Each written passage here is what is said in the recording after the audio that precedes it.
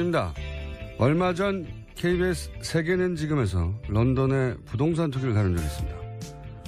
부호들이 투기 목적으로 주택을 사들인 후 거주는 하지 않고 몇 년째 비워둔 집이 런던에만 2만호가 넘고 그 덕에 집값과 월세가 폭등하자 서민들이 노숙자화되고 있다는 리포트였습니다.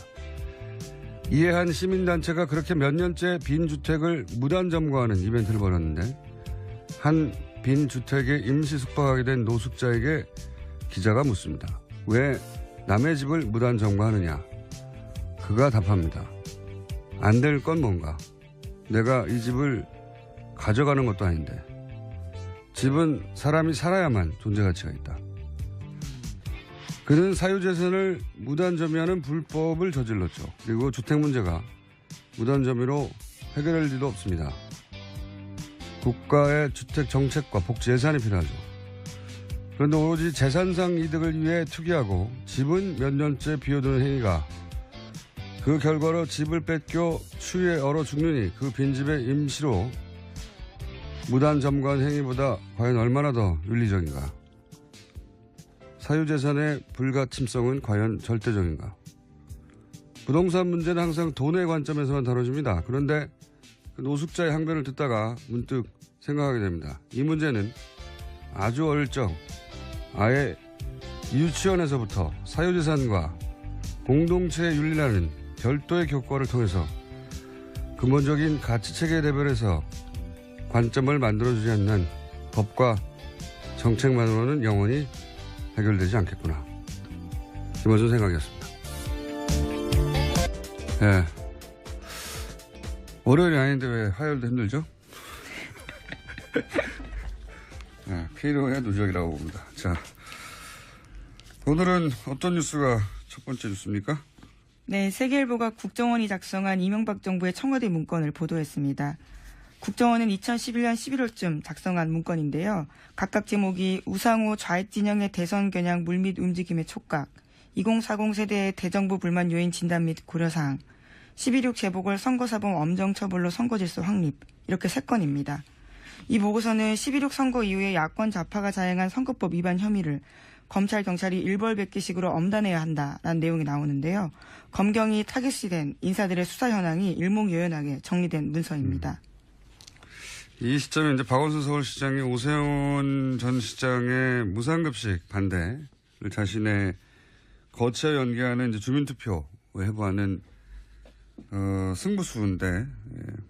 승부수로는 아마 우리 정치사의 길이 기록될 셀프 탄핵이죠. 예. 그렇죠. 예. 그게 10월 26일이었으니까 그 선거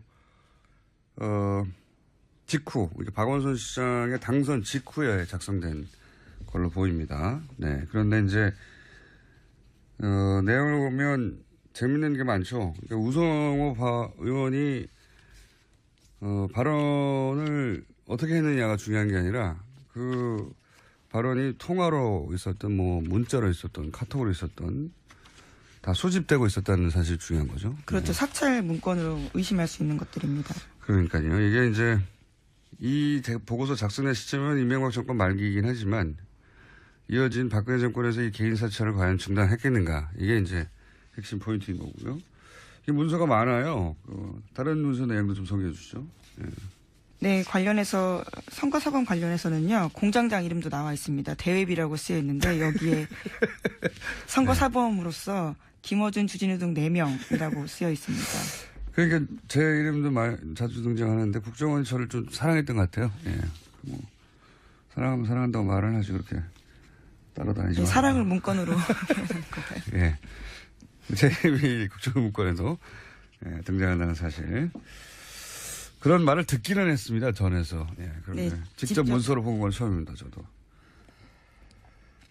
그런데 이 보고서 내용들을 보면 아주 구체적이고 예, 거의 정치 국정원이 아니라 정치 컨설턴트예요. 네, 청와대에. 그렇죠. 청와대 정치 컨설턴트이자 신분센터 역할을 동시에 수행하는 국정원이었다는 게 여실히 드러나죠. SNS 장악 보고서 내용도 좀 소개해 주세요. 네, 세계일보가 또 어제는 그런 내용들을 보도했습니다. 국가정보원이 작성한 SNS 장악 보고서라는 것도 있는데요. 유명인물 다양한 매체, 온오프라인 작업을 총동원해서 정부가 국민의 마음의 침투, 머릿속 생각을 바꾸자라고 쓰여 있다고 합니다. 2011년 12.6 재보궐선거에서 서울시장을 야권, 그러니까 박원순 시장에게 내준 이유로 그 SNS를 지목을 한 건데요. 국정원은 이를 위해서 보수권 적합 인물, 사건, 문화, 콘텐츠 영역 확대를 해서 이슈 주도권을 확보해야 한다라고 보고서를 썼습니다. 또 보수 목소리를 대표하는 파워 아바타를 육성해야 한다. 이런 내용도 쓰여 있습니다. 네, 가장 재밌는 표현이 이겁니다. 파워 아바타. 파워 트위터리안 뭐 파워 블로거 이런 거는 들어봤는데 예, 파워 아바타를 육성해야 한다고. 네, 굉장히 강조한 것으로 보입니다. 작은 쉼표가 쓰여 있거든요. 예, 그게 이 말은 이들 유명 인사를 이제 아바타로 쓴다는 얘기니까 이들 인사의 워딩을 정해주는 컨트롤 타워가 뒤에 따로 있다는 거잖아요. 아바타로 쓰는. 이 사람들을 우리를 대변하는 유명 뭐 블로거로 키워 육성하고 뭐 이런 게 아니라 아바타라고 표현했어요. 예, 우리를 대변하는, 우리가 조정하는 컨트롤 타워가 있다는 뜻이죠. 예, 특정 유명인 지목하기도 했습니다. 보수 성향 소설가 이모 씨, 유명 모델 김모 씨, 개그맨 K 씨 실명이 적혀 있습니다. 네, 등등 이런 사람들을 파워 아바타로 육성해야 되는데 여기서도 그 사찰 민간인 사찰에 정황들이 나오죠. 이 사람의 성향은 이러이러하고 이 사람은 뭐 안보를 중시하기 때문에 어떻게 합니까? 그거를 평상시의 대화나 뭐 문자나 뭐 카톡이나 통화가 오랫동안 축적되고 그 사람 성향을 분석하지 않는 한 어떻게 알아요? 친구도 아닌데. 예. 아주 가까운 친구 사이에도 정치적 성향을 정확하게 모르는 경우도 많거든요. 예, 사회생활 할 때 만난 사람들은 사찰을 계속 했다는 거고요. 그리고 여기서 굉장히 재밌는 내용이라기보다는 주목할 내용은 국민의 마음에 침투해서 머릿속 생각을 바꿔야 한다고. 예. 이거는 이 적군을 상대로 심리전을 펼칠 때, 이런 발상을 하는 거거든요. 그래서 심리전단이 이 시발대를 운영한 거. 그렇죠. 국정원 심리전단을 실제로 운영했습니다.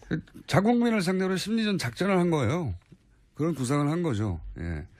또 한 가지 주목할 대목은 이 보고서가 내용이 풍성해가지고 주목할 대목이 많아요. 보면 보수 진영이 운용 가능한 매체들을 전부 연계해서 보수 여론을 총집결시켜야 된다.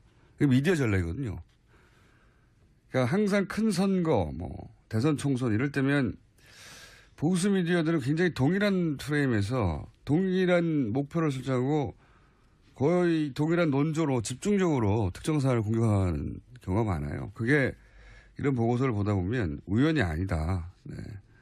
그 뒤에 컨트롤 타워가 있다라는 심증만 있다가 또 하나의 정황이, 좀 구체적인 정황이 나온 거죠. 예. 다 묶어서. 네, 물증으로 아예 나온 거죠. 네. 매체들을 묶어서, 총집결시켜서 목적을 달성하도록. 네. 그리고 또 이런 것도 있습니다. 각종 대형 커뮤니티 보면은 마치 자신이, 이 시점 당시로는 야권, 예. 야권, 뭐, 진보 진영의 특정 후보의 열렬 지지자인 척 한 사람들이 꼭 등장해요. 그러면서 그 진보 진영의 후보들 간을 서로 반목하고 미워하게 만드는 그런 아주 조직적인 활동이 각종 대형 커뮤니티에는 항상 있거든요. 그런데 이제 그런 활동들, 그러니까 그런 커뮤니티에서의 활동들을 독려하고 조직적으로 하라고 하는 역시 거기도 컨트롤 타워가 뒤에 있고, 이 컨트롤 타워가 최종적으로 국정원은 아닐지언정 국정원을 손으로 움직이는 컨트롤 타워가 있는 거죠. 네, 사람들이 못 찾아오게 하고 거기 분위기를 흐려버리게 하겠다라는 거죠. 못 찾아오게 하거나 서로 반목하게 하거나 예를 들어서 뭐 경선 과정에서 서로 다른 경쟁 후보가 있는데 나중에 이제 그 중에 한 후보가 결정이 되잖아요. 그러면 이제 나머지 한 후보가 손을 들어주고 힘을 합쳐야 되는데 그 지지자들이 흩어지게 만드는 거죠. 전형적인 방식인데 그게 이제 이런 보고서들을 통해서 확인이 되는 겁니다. 그게 우리가 짐작했던 것들이 예. 이 보고서에 거의 다 담겨 있습니다. 제 이름도 있습니다. 나쁜 놈으로 지목되고 있어요. 보면. 네, 선거사범입니다. 선거사범. 네, 무죄 받으셨죠? 예. 네. 선거사범이고, 예. 잡아들여야 하는 사람으로. 자, 이 보고서가 굉장히 재밌습니다. 불과 뭐 10몇 페이지밖에 안 되는데도, 예, 보면은 우리가 의심해왔던 정황들, 굉장히 구체적으로 담겨 있죠. 다음 뉴스는요? 네, 원세훈 전 국정원장은 지난 2012년 대선을 앞두고 직원들을 동원해서 대선에 개입한 혐의로 2심에서 유죄받은 바 있습니다. 공직선거법과 국정원법 모두 유죄였는데요. 그런데 대법원에서 사건을 파기환송했습니다. 공직선거법 일부가 무죄라는 겁니다. 그래서 어제 2년 만에 원세훈 전 원장에 대한 검찰이 다시 구형을 할 예정이었는데요. 그런데 새롭게 이번 문건이 나오면서 구형 연기가 됐습니다. 네, 이 문건을 포함해달라는 거겠죠. 저는 사법부의 독립을 항상 얘기하잖아요. 그 사법부의 독립은 굉장히 중요하죠. 기댈 데가 거기밖에 없으니까 최종적으로는. 그런데 이제 이런 매우 민감한 정치적 사안 같은 경우에 특정 정권 하에서 과연 이것이 사법부의 독립화에 이루어진 판결인가 의구심이 가는 사람들이 많아요. 근데 이제 사법부의 판결은 최종적이고 뒤집을 수 없고, 예. 그렇게 받아들이는 경향이 많은데 저는 그럼 사법부는 누가 견제하나? 라는 생각도 들어요. 그래서 한편으로는 이런 판결들, 법원 내에는 판결이 다 기록돼 있죠. 그런데 사법부들이 이제 이렇게 논란이 되는, 이게 사실 논란이 되는 판결 중에 하나였거든요. 원세훈 전 국정원장이 2심에서 유죄를 내렸는데도 불구하고. 예, 당시 법정 구속까지 됐었습니다. 파기환송을 했단 말이죠. 일부지만. 예.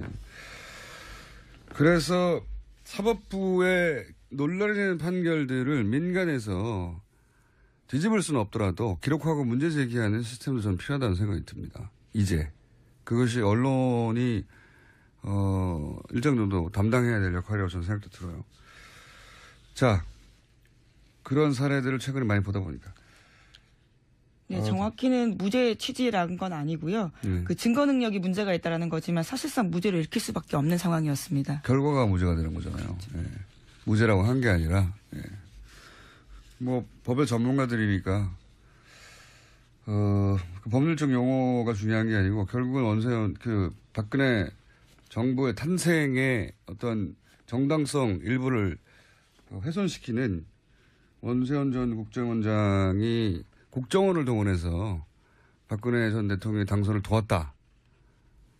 라고 하는 대목을 이제 털어주는 거죠. 이렇게 되면. 네. 자, 그런 판결들에 대해서 뒤집을 수는 없지만, 문제 삼고 기록으로 남기는 그런 민간의 활동이 필요한 게 아닌가 생각이 듭니다. 저는. 자, 다음 뉴스는요? 네, 어제 예정됐던 자신의 재판에 박근혜 전 대통령이 모습을 드러내지 않았습니다. 박근혜 전 대통령 쪽 대변 변호사는 지난주 금요일 박 전 대통령의 왼발이 심하게 찢어져서 통증을 호소했다면서 거동 자체가 불편하고 밤에는 잠도 못 이룬다고 불출석 사유서 설명했습니다.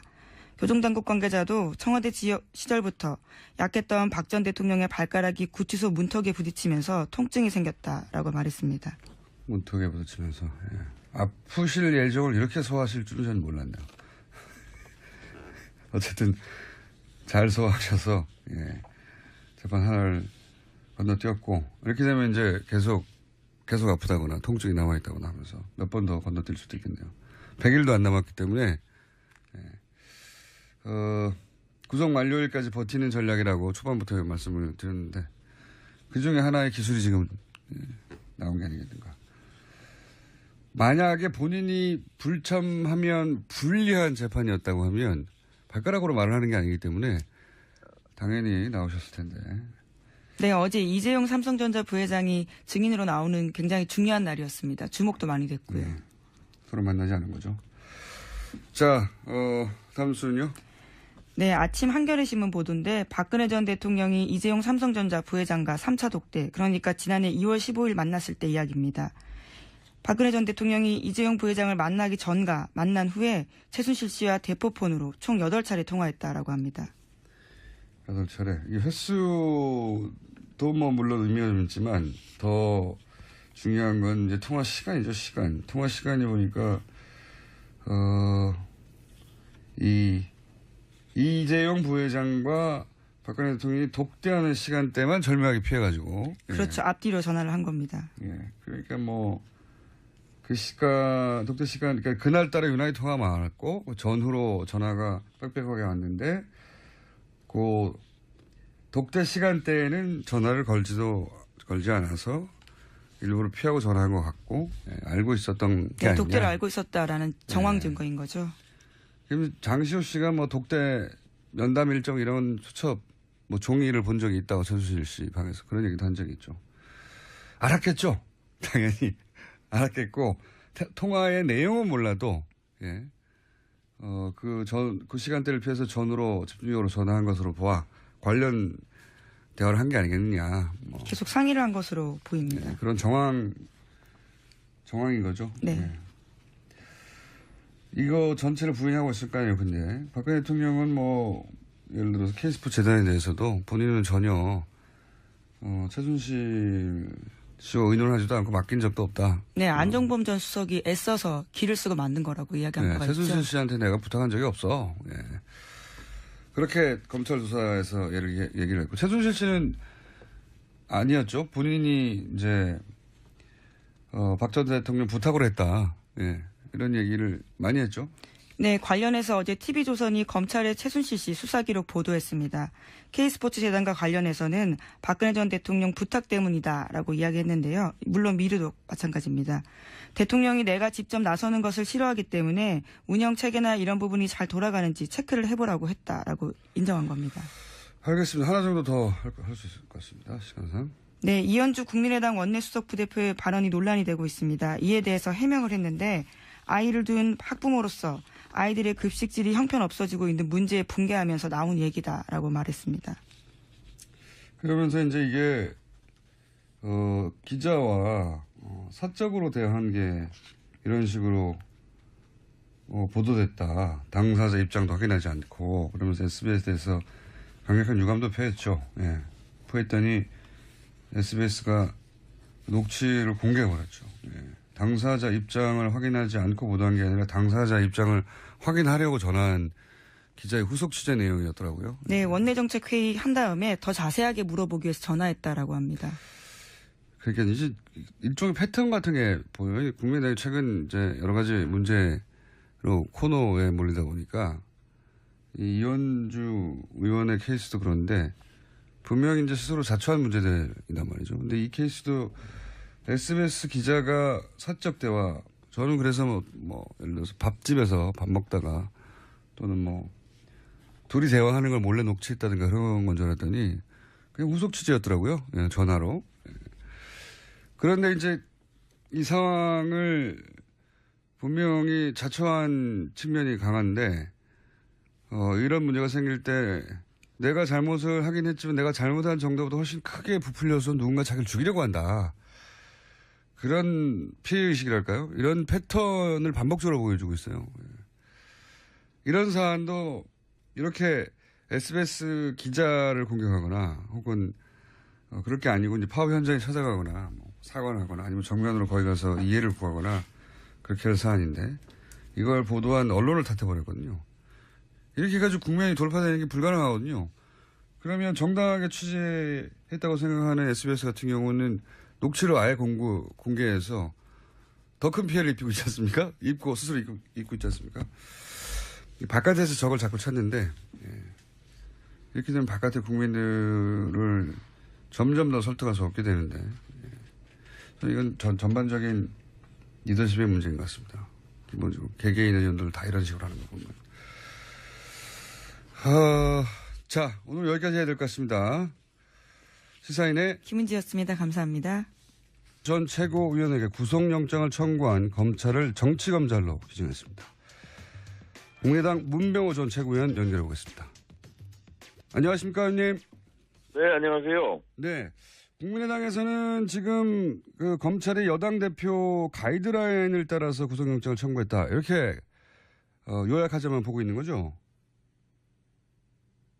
제가 그렇게 의심을 하고 있죠. 왜냐하면은 지난주에 기류가 이유미 씨 단독 범행으로 흘러가다가 네. 주말에 이제 갑자기 이준서 전 최고위원까지 영장을 청구하게 된 배경이 뭐냐. 네. 그것을 이제 저희 당에서는 추미애 대표가 머리 자르기 발언을 해서 가이드라인을 줬고, 이제 검찰이 현 정권에 대해서 잘 보이기 위해서 네. 권력 해바라기성 수사하는 게 아닌가 그렇게 판단하고 있습니다. 그런 의혹이 있다 이렇게 이제 말씀하시는 거죠. 네. 네. 네. 그런데 그 이전 추미애 대표의 발언 이전까지는 검찰이 내부적으로 단독 범행으로 결정하려고 했다는 또 어떻게 아십니까? 그렇게 했다는 걸 알아야 그게 그렇게 제가 좀 대충 이제 또 수사 상황을 제가 조금 이렇게 여기 듣고 있었는데요. 그런 흐름이었다고 알고 있었습니다. 근데 이제 이 사건이 좀 작년에 리베이트 사건하고 비슷하게 흘러가는 것이, 리베이트 사건요? 작년 리베이트 사건 때는 저희가 좀 업무 처리 미숙을 했었는데 그걸 가지고 검찰에서 뭐 대단한 죄가 선거법 위반이 있는 것처럼 영장을 청구하고 2번이나 청구하고 또 기소해가지고 결국 무죄가 됐습니다. 네. 근데 이번에는 이제 이유미 씨 조작에 대해서 저희가 할 말은 없죠. 정말 잘못하고 죄송했다고 말씀드리는데, 네네. 그것을 또 자꾸 또 윗선에 연결시키려는 정치적인 의도가 있는 게 아닌가. 만약에 이준서 전 최고위원에 대해서 영장이나 또 기소를 해가지고 만약에 무죄가 되면은 검찰이 과연 책임질 것인가 하는 것에 대해서 저희는 상당히 의심을 하고 있습니다. 작년에 리베이트 사건 무죄 판결 났는데 수사한 검찰이 사과하거나 책임졌단 말 들어본 적이 없습니다. 네, 무슨 말씀인지는 알겠는데, 근데 당시 리베이트 사건은 국민의당 내부 제보에서 출발을 했고 선관위가 고발하는 사건이라서 선관위 기준에서 고발 대상이 됐던 것이고 출발은 국민의당 내부 제보였기 때문에 제가 보기엔 좀 그렇게 억울해하실 일은 아닌 것 같고요. 결과는 비슷해요. 결과는 이제 누구 말을 믿느냐인데. 그러니까 결국 이번에도 제 말은 리베이트 사건이 어떤 음모나 혹은 정치적 고려 때문에 출발한 게 아니기 때문에. 그런데 이번 사건 같은 경우에도 이제 국민의당 내부의 문제로 출발한 거 아니겠습니까? 근데 문제는 말씀대로 하자면 검찰은 내부적으로는 단독 범행으로 결론 내려고 하고 있었는데 여당 대표가 가이드라인을 줘서 그래서 이준서 최고위원까지 구속영장을 청구하는 것으로 기류가 바뀐 것이다. 그런 의혹이 있다. 이렇게 보시는 거 아니겠습니까? 예. 저는 작년과 똑같다고 보는 것이요. 예. 출발은 저희가 국민의당이 미숙함으로 단초를 제공했죠. 작년에도 리베이트 사건도 네네. 무슨 계약서를 위조한다 할지 여러 가지 업무 처리를 잘못했어요. 네. 그걸 가지고 검찰이 이제 침소 공대 가지고 마치 무슨 돈이 왔다 갔다 한 것처럼 그렇게 해가지고 기소를 해서 저희 국민의당 안철수 전 대표에게 막대한 타격을 줬고요. 네. 이번에도 이유미 씨 단독 범행한 걸 가지고 그걸 가지고 자꾸 이제 언론에다 뭘 얘기하고 이준서 전 최고가 개입이 됐다. 무슨 박지원 대표한테 보고가 됐다. 이렇게 해서 자꾸 침소봉돼가지고 마치 국민의당 전체가 이것에 무슨 관여가 된 것처럼 그렇게 지금 몰고 가고 있지 않습니까? 저는 똑같은 지금 사건 과정이 되고 있다고 판단하고 있습니다. 네. 어쨌든 당신은 검찰 인지수사가 아니라 이제 선관위 고발건이었다는 걸 다시 한번 말씀드리고. 근데, 이게 핵심인 이준서 최고위원의 진술과 이유미 씨의 진술이 대립되는 거 아니겠습니까?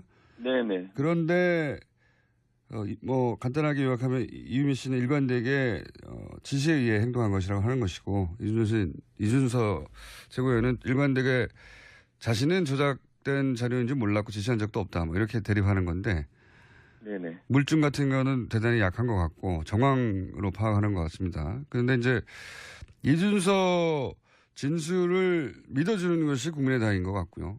그렇지 않습니까? 그렇습니다. 예. 그런데 이제 검찰이 그 진술에 의구심을 가지는 건 단지 검찰만 그런 건 아니거든요. 한 여론조사 따르면 단독 범행 아니라고 생각하는 여론이 70%가 넘는데 물론 여론이 유죄라면 유죄라는 게 아니고요. 이게 누구 진술을 더 믿느냐 하는 문제라고 하면 어차피 심증인데 국민의당은 예. 그냥 밖에서 보면 이준서 최고위원의 진술 신빙성이 떨어진다고 생각하는 사람들이 많거든요. 그러니까 그게 곧 검찰이 가이드라인을 따른 증거다라고 하기에는 좀 약하거든요. 여론은 그렇게 볼 수밖에 없죠. 자꾸 예. 언론에서 자꾸 그렇게 보도지 않습니까? 무슨 뭐 통화를 했네, 뭐 문자를 보냈다, 또 뭐 이것저것 다 뭐 잘라버리고 이준서 전 최고위원한테 불리한 문자 같은 걸 보도하고 하니까 네. 국민 여론은 당연히 그렇게 뭔가 국민의당이 뭐 조직적으로 개입하고 윗선에서 하고 있었다 이렇게 생각할 수밖에 없습니다. 작년에 리베이트 사건도 똑같았어요. 우리가 내부에서 돈 받은 것도 없었고 억울하다 했지만은 국민들께서는 다 무슨 국민의당 당직자들이 다 돈 받아먹고 뭐 다 빼돌리고 이렇게 한 걸로 다 인식하셨지 않습니까? 그래서 저희 국민의당과 안철수 대표가 멍이 든 거예요. 마찬가지로 이번에도 사실은 뭐 이유미 씨 이 조작 사건이 분명히 잘못된 거지만은 그로 인해서 지금 저희 국민의당이나 안철수 대표가 엄청나게 타격을 받고 있는데 결국은 이제 언론 같은 데서 그것을 자꾸 이제 뭐 증폭시키고 마치 뭐 위에서 뭐 알고 있었다는 그런 취지의 보도를 계속 하기 때문에 실제와 관련 없이 엄청난 이미지 타격을 받고 있습니다. 결국 그것을 검찰이 이제 증폭시키는 역할을 하고 있는 것이죠. 예를 제가 한번 들어보자면 예를 들어서 안철수 후보 당시 안철수 후보의 딸이 혹은 부인이 어떤 범죄에 연루된 게 명백하다고 제보자 녹취 파일을 민주당이 들고 왔어요. 그래서 대대적으로 기자회견을 했고 대선 막판에 계속 뿌렸는데 나중에 알고 보니까 민주당의 일개 당원이 혼자 한 것이지 민주당 전체가 몰랐다. 그러면 의원님은 그걸 믿으시겠습니까? 그냥? 그건 믿기 힘들거든요. 물론 사장님도 논리 비약인데요. 그거하고는 다르죠. 문준용 씨 특혜 의혹 사건은 상당한 저는 근거가 있다고 봅니다. 그렇기 때문에 이것이 또 이 이슈가 그 당시에 이유미 씨가 녹취록을 가져와서 처음으로 이슈가 됐다면 제가 검증을 더 철저히 했을 거예요. 그런데 이미 문준용 씨 그 특혜 취업 사건이 이미 이슈가 돼 있었고 이것은 하나의 추가적인 증거였다는 거죠. 그렇기 때문에 저희가 조금 더 검증에 소홀하고 덜컥 믿은 그런 과오를 범한 겁니다. 그런데 안철수 후보의 가족 관련해서도 여러 의혹은 있었습니다. 그것은 이제 근거가 좀 제가 봤을 때 객관적으로 봐서 근거가 조금 약하죠. 네, 상대 후보라서 근거가 약하다고 상대 후보 주장이라서 제가 객관적으로 봤을 때 근거가 좀 약하고 문준용 씨 특혜 취업 사건은 상당한 의혹이 있다고 봐야죠. 그러니까요. 네, 국민의당은 그렇게 생각하신 거고 민주당은 네네. 안철수 후보 측에 상당한 의혹이 있다고 생각했을 수 있는데 제 말은 국민의당 입장에서는 억울하실 수 있는데 밖에서 보면 그런 의구심을 가지는 건 합리적인 수준의 의심에 가깝다. 억울하실 수 있으나 그래서 그걸 곧장 검찰의 어떤 가이드라인에 따른 행동이다라고 판단하기엔 혹시 다른 근거는 있습니까?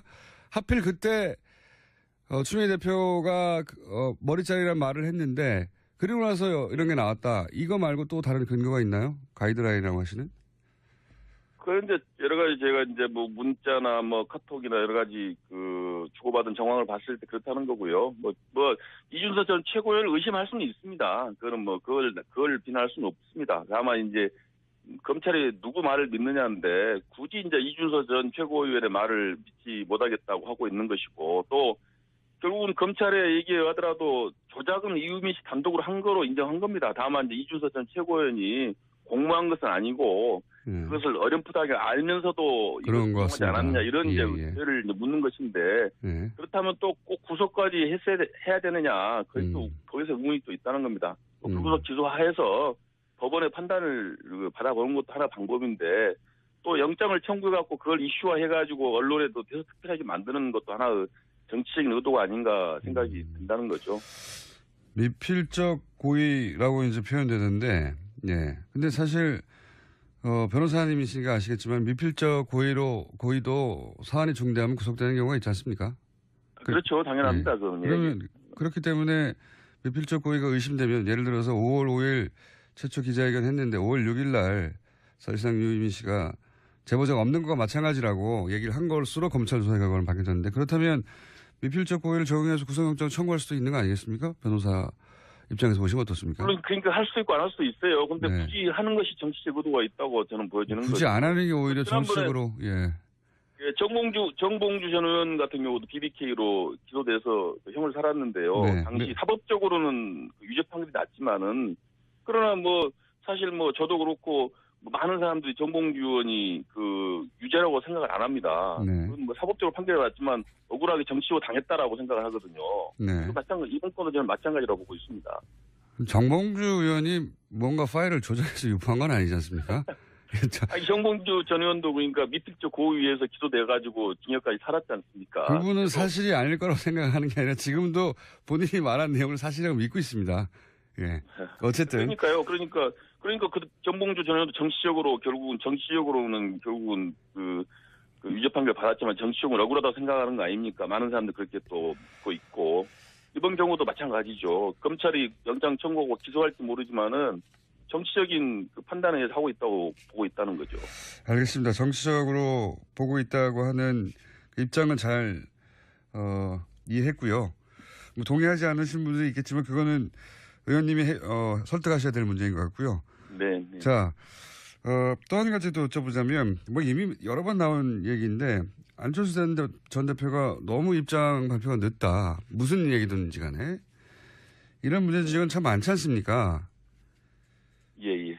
뭐 타이밍 관련해서도 그렇고 내용 관련해서도 얘기가 참 많은데 뭐 이번 건도 좀 이제 빨리 입장 발표를 해야 한다는 의견도 있습니다만은 이게 이제 어차피 이제 이 사건이 터져서 뭐 일종의 국민의당으로서는 뭐 소나기를 뭐 피해가기 어렵게 됐지 않습니까? 그래서 아마 안 대표께서는 그 입장 발표를 하게 되면 또 이제 사실관계가 또 바뀌고 어쩌고저쩌고 얘기가 또 많이 나오기 때문에 아마 검찰 수사 결과 나온 다음에 전체적으로 한꺼번에 해서 뭔가 입장 발표하실 걸로 그렇게 판단하신 것 같아요. 예. 중간에 또 만약에 또 네. 이준서 전 최고는 관계가 없는 걸 전제로 발표했다가 또 검찰에서 또 이준서 전 최고는 관계가 있다고 발표하면 또 이게 꼬이기 때문에 아마 전체 또 저희가 어떤 검찰의 정치적인 수사를 우려하기 때문에 그래서 이제 최종 검찰 수사 결과 발표를 보고 입장을 표명할 걸로 그렇게 예상하고 있습니다. 법원에서 이제 뭐 영장을 발부할 건지 아니면 뭐 하지 않을 건지 모르겠습니다만 거기에 따라서 또 상황이 좀 달라질 것 같은데 그건 그때 가서 다시 한번 제가 여쭤보기로 하고요. 예. 결국은 그 문제는 그 문제고 지금 원내에서 추경안이라든가 처리할 게 참 많지 않습니까? 근데 좀 국민의당에서는 이것이 추미애 대표 사퇴 혹은 뭐 그에 준하는 사과 가 있기 전에는 안 된다는 입장으로 알고 있는데 혹시 이 원내 현안을 극적으로 풀 수 있는 제가 보기에는 민주당 대표가 이 일로 사퇴는 하지 않을 것 같거든요. 절대. 뭐 어떻게 풀어야 합니까? 그래서 추미애 대표가 왜 그런 말씀하셨는지 잘 이해가 안 되는데요. 저는 뭐 어찌 보면 청와대를 향한 메시지였다고 저는 판단도 합니다. 지금 추미애 대표가 역대 여당 대표 사상 가장 그 국정에서 소외된 대표거든요. 그래서 내가 이렇게 그 국정을 원만하게 국정을 꼬이게 할 수 있는 힘은 있어. 이렇게 청와대를 향해서 메시지를 날리는 게 아닌가. 그러니까. 나를 좀 인정해주고 나의 존재를 인정해달라. 그런 게 그런 메시지를 던진 게 아닌가 그런 생각이 들어요. 추미애 대표가 일부러 그런 메시지를 던져서 국정을 꼬이게 해서 존재감을 청와대에 인식시키려고 한 것이다. 예, 그렇죠. 지금 저 정권 초기인데 뭐 여당 대표라고 해서 아무런 대접을 못 받지 않습니까? 굉장히 창의적인 해석이신데. 소통이 되는 것도 아니고 뭐 국정 운영에 지금 참여시켜주는 것도 아니고 상당히 소외시키고 있다고 보는데요. 그래서 이제 뭐 나도 있다라고 한번 보여주는 게 아닌가 싶고요. 그리고 이제 어쨌든 간에 이제 뭐 여당이 야당을 국정 파트너로 동반자로 인정을 해야 되는데 지금 인정을 하지 않고 있기 때문에 국민의당으로서도 뭐 곱게 볼 수가 없지 않습니까? 그래서 뭐 당분간은 뭐 그럼 여당이 어떤 카드를 내놓으면 이게 가능하나요? 제가 궁금한 건 그겁니다. 이렇게 해라 그러면 우리가 복귀할 수 있다. 뭐 추미애 대표께서 당대표 사퇴해야죠. 예, 여당 대표로서 뭐 야당을 깔보고 지금 알겠습니다. 무시하고 그러면 되겠습니까? 사태만이 오로지 이 예. 난국을 타개할 길이다. 예, 그렇습니다. 알겠습니다. 여기까지 듣고요. 좀, 예. 예, 여당 대표를 자주 만나셔가지고 여당을 좀 같이 좀 사태를 종용할까요? 공반자로 했습니다. 알겠습니다. 그 의원님 여기까지 듣고요. 이 구속영장 발부 여부에 따라서 저희가 다시 한번 모시겠습니다. 감사합니다. 네. 지금까지 국민의당 문명호 전 최고위원이었습니다. 이웃 일본 정국이 또 요동을 치고 있다고 합니다. 아베 지지율이 곤두박질 치면서 그렇다고 하는데요. 일본 상황 좀 살펴보겠습니다. JP뉴스의 유재순 대표 연결돼 있습니다. 안녕하십니까? 네, 안녕하세요. 유재순입니다.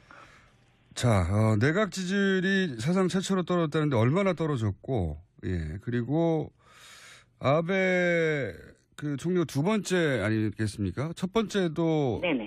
1년여 만에 물러났던 걸로 기억하는데 그때보다 더 낮은 건지, 그리고 지금 질문이 한꺼번에 너무 많습니까? 왜 갑자기 떨어진 건지, 예, 전체적으로 궁금합니다. 네, 여러 가지 이유가 있는데요. 최근 공영방송인 NHK, 요미우리 신문, 아사히 신문 모든 언론사들이 일제히 그 여론조사를 했습니다. NHK가 조사한 지지율은 35%, 그리고 요미우리 신문이 우위께죠. 31%까지 내려가는 그 바닥을 쳤는데요. 지지에 그 하지 않는다라는, 지지율보다 하지 않는다라는 그 퍼센테이지도 NHK 경우는 12%가 증가한 48%, 그리고 요미우리 신문사가 조사한 불지지는 52%에 달했습니다. 과반 이상이 지지하지 않는 그런 여론 환경이 되었다. 이게 이제 아베 내각 출범 이후 사상 최저치입니까? 네, 사상 최저치입니다. 그 이전에 왜 아베 내각이 5년 전에 한번 출범했다가 1년여 만에 물러났지 않습니까? 2006년 9월에 시작해서 2007년 정확히 9월 26일. 네, 5년이 아니군요. 퇴진을 했습니다. 네. 그때 지지율보다 더 낮은 겁니까? 훨씬 낮습니다. 아하. 일본 내각이 인기가 없으면 이 정도 수준으로 떨어지면은 아주 인기가 많이 떨어진 겁니까? 굉장히 떨어진 거죠. 왜 그러느냐면 예. 자민당 같은 경우는 장기간 그 집권을 했단 말이에요. 중간중간에 민주당이 집권을 하기는 했는데 단기간에 끝났습니다. 단기간으로. 예. 그렇기 때문에 자민당을 대적할 정당이 지금 상태로서는 전혀 없거든요. 그런 상태에도 불구하고 31%, 그것도 요미우리 신문사, 그 아베 내각을 강력하게 지지하는 요미우리 신문사가 조사한 조사조차도 그 불지지가 52%에 달하고 또 그리고 지지율이 31% 바닥을 친다는 거는 보통 일은 아니지요. 그렇군요. 우리하고는 좀 상황이 다르니까 여쭤본 것이고. 네. 이 근본적인 이유가 뭡니까? 물론 뭐 한 몇 달 전부터 계속해서 스캔들이 터져나오긴 했는데 이렇게까지 떨어진 이유가 뭘까요? 크게 그 세 가지로 볼 수가 있는데요. 첫째는 오사카의 모리토모 학원에 그 8억 엔에 상당한 구기자를 1억 엔대의 그 헐값에 불안 특혜를 준 적이 있고요. 두 번째는 아베 수상의 친구가 이사장으로 있는 각계 학원에 그 수의학부 신설을 허가를 해줬습니다. 내각의 권력을 이용해서. 그리고 세 번째는 일본 국민들의 민심 위반인데요. 근래 몇 년 동안 그 안보법인이 해서 많은 하루에 100만 명이 동시다발적으로 그 시위를 하는 사태까지 있을 정도로 그 아베 내각에 대해서 굉장히 반대를 하는 국민들의 그 반발이 있었습니다. 그럼에도 불구하고 안보법 통과시켰고 그리고 다시 지금 헌법을 개헌해서 다시 전쟁을 할 수 있는 나라를 만들려고 하고 있잖아요. 네네, 그렇죠. 그렇기 때문에 민심이 확실히 돌아서서 이 세 가지 이유로 지지율이 저기를 했고요. 그리고 지난번에 7월 2일 날에 도쿄도 의원 선거가 있었지 않습니까? 네네. 그런데 그때도 이나다 방위청 장관이 자유대에게 노골적으로 한 표를 달라 발언한 것이 굉장히 문제가 됐었고요. 그리고 최근에는 도요타 마요코 중의원이 여성 의원입니다. 50대 비서의 머리를 폭행하고 폭언한 사실이 폭로돼서 이래저래 아베 내각뿐만 아니라 자민당 의원까지도 지금 국민들의 분노를 사고 있습니다. 그렇군요. 그러니까 내각 내각뿐만 아니라 당까지 좋은 소식 하나도 없고 그리고 네, 그렇습니다. 지속적으로 민심이 이반해 왔고 계속해서 안보라든가 북한을 가지고 위기감을 조성하는 경우를 오랫동안 해왔죠. 그리고 전쟁할 수 있는 국가로 가는 데 대한 불안감이 있는데 최근에 이제 학원 스캔들이 연속으로 터지면서 네. 그리고 그 학원 스캔들이 터지는 것보다 더 중요한 거는 그걸 이제 거짓말로 덮으려 했지 않습니까? 네. 네, 그랬죠. 예. 그런 일이 절대로 없다고 했죠. 예, 그런 거짓말이 드러나면서 이렇게 추락한 것으로 이해가 되는데 이렇게 되면 어떻게 돌파합니까? 일본에서는 통상 뭐 개각을 하기도 하고 조기 통솔을 치르기도 하고 여러 가지 방식이 있을 텐데 이번에는 어떻게 한답니까? 이미 그 7월 9일 날 그 아베 수상이 12월 초에 다음 달 초에 개각을 한다고 발표를 했습니다. 네, 그런데 자민당 내에서는 좀 더 빨리 하자. 빨리 하자. 좀 더 빨리 개각을 해서 여론을 반전시키고 그리고 12월 초까지 그 헌법을 개정하는 개헌안을 그 중의원과 그 참의원에서 제출을 하자. 이렇게 의지를 모으고 있습니다. 오히려 개각도 빨리 하고 개헌안도 빨리 내자는 거네요. 네, 그렇습니다. 어허. 이렇게 해서 돌파가 될까요? 어떻게 보십니까? 지금까지는 그게 통했는데요. 이제 일본 국민들은 이제 절대로 속지 않는다. 아베 수상이 일본을 위해서 강경 우익 쪽으로 간다고 생각해서 지지를 했는데 절대적인 지지를 했는데 전혀 그렇지 않고 자기 개인 권력 앞에서도 말씀드렸던 그 학원 문제라든가 두 학원 문제가 있었지 않습니까? 땅을 8억 원대를 1억 원대를 준다든가 그리고 수의학부를 허가를 해준다든가 그리고 어제 같은 경우는 재미있는 현상이 마에카와라는 그 사무 차관이 네. 그 중의원 청문회 비슷한 그 성격의 신문에 나와서 적나라하게 그 폭로를 했습니다. 그러니까 내가 간저의 압력을 통해서 수의학부를 허가를 해줬다라고 증거를 했기 때문에 구체적인 증언이 나왔네요. 그렇습니다. 그것도 문부성 차관이 그렇게 했기 때문에 차관급이 했기 때문에 아마도 그 파문은 앞으로 대단할 것이라고 봅니다. 그렇군요. 차관이 네. 이게 정부의 압력이 있었다는 걸 인정해버린 거 아니겠습니까? 네, 그래서 그 담당자이기도 했었는데요. 그렇기 때문에 지금까지는 아베 수상이 그런 일 절대 없다라고 부인을 했는데 그 담당했던 사무 차관이 압력을 넣어서 그 이사장이 친구인 그 대학교에 그 허가를 했기 때문에 그거는 변할 수 없는 절대적인 사실이라고 증언을 어제 했습니다. 그렇군요. 말씀 듣다 보니까 최순실 게이트 초기가 좀 생각나기도 합니다. 갑자기 정부 인사들이 나와서 조금씩 얘기를 하기 시작하고 그러다가 몰락하게 된 건데 지금 그 일본 언론이 저도 그 보도 일부를 봤습니다만 문재인 대통령에 대해서 일본 언론이 우호적이지 않단 말이죠. 예. 네, 그렇습니다. 네. 당선되기 전에도 우호적이지 않았고 당선되는 후에도 그다지 반가워하지 않는 것 같은데 이 최근에 G20에서 한일 정상 보도는 어떤 식으로 이루어졌습니까? 우선 결론적으로 말하자면 양국 수반이 서로 평행선을 달렸다. 그렇게 사실 보도를 하고 있고요. 일본 언론의 큰 관심사는 두 가지였었습니다. 지금까지. 하나는 박근혜 전 대통령 시절에 합의한 위안부 문제 이행 여부를 어떻게 할 것이냐. 그리고 이제 북한의 그 미사일 발사 문제였는데요. 문재인 대통령이 합의 이행은 한국 국민 정서상 받아들이기 힘들다라고 발언을 한 것에 대해서 비교적 일본 언론들은 대체적으로 사실 보도를 하고 있습니다. 그렇지만 우호적인 분위기는 절대로 아니고요. 진보 언론조차도 문 대통령을 친북 성향으로 우익 언론사는 종북으로 매도를 해서 보도하고 있는 실정입니다.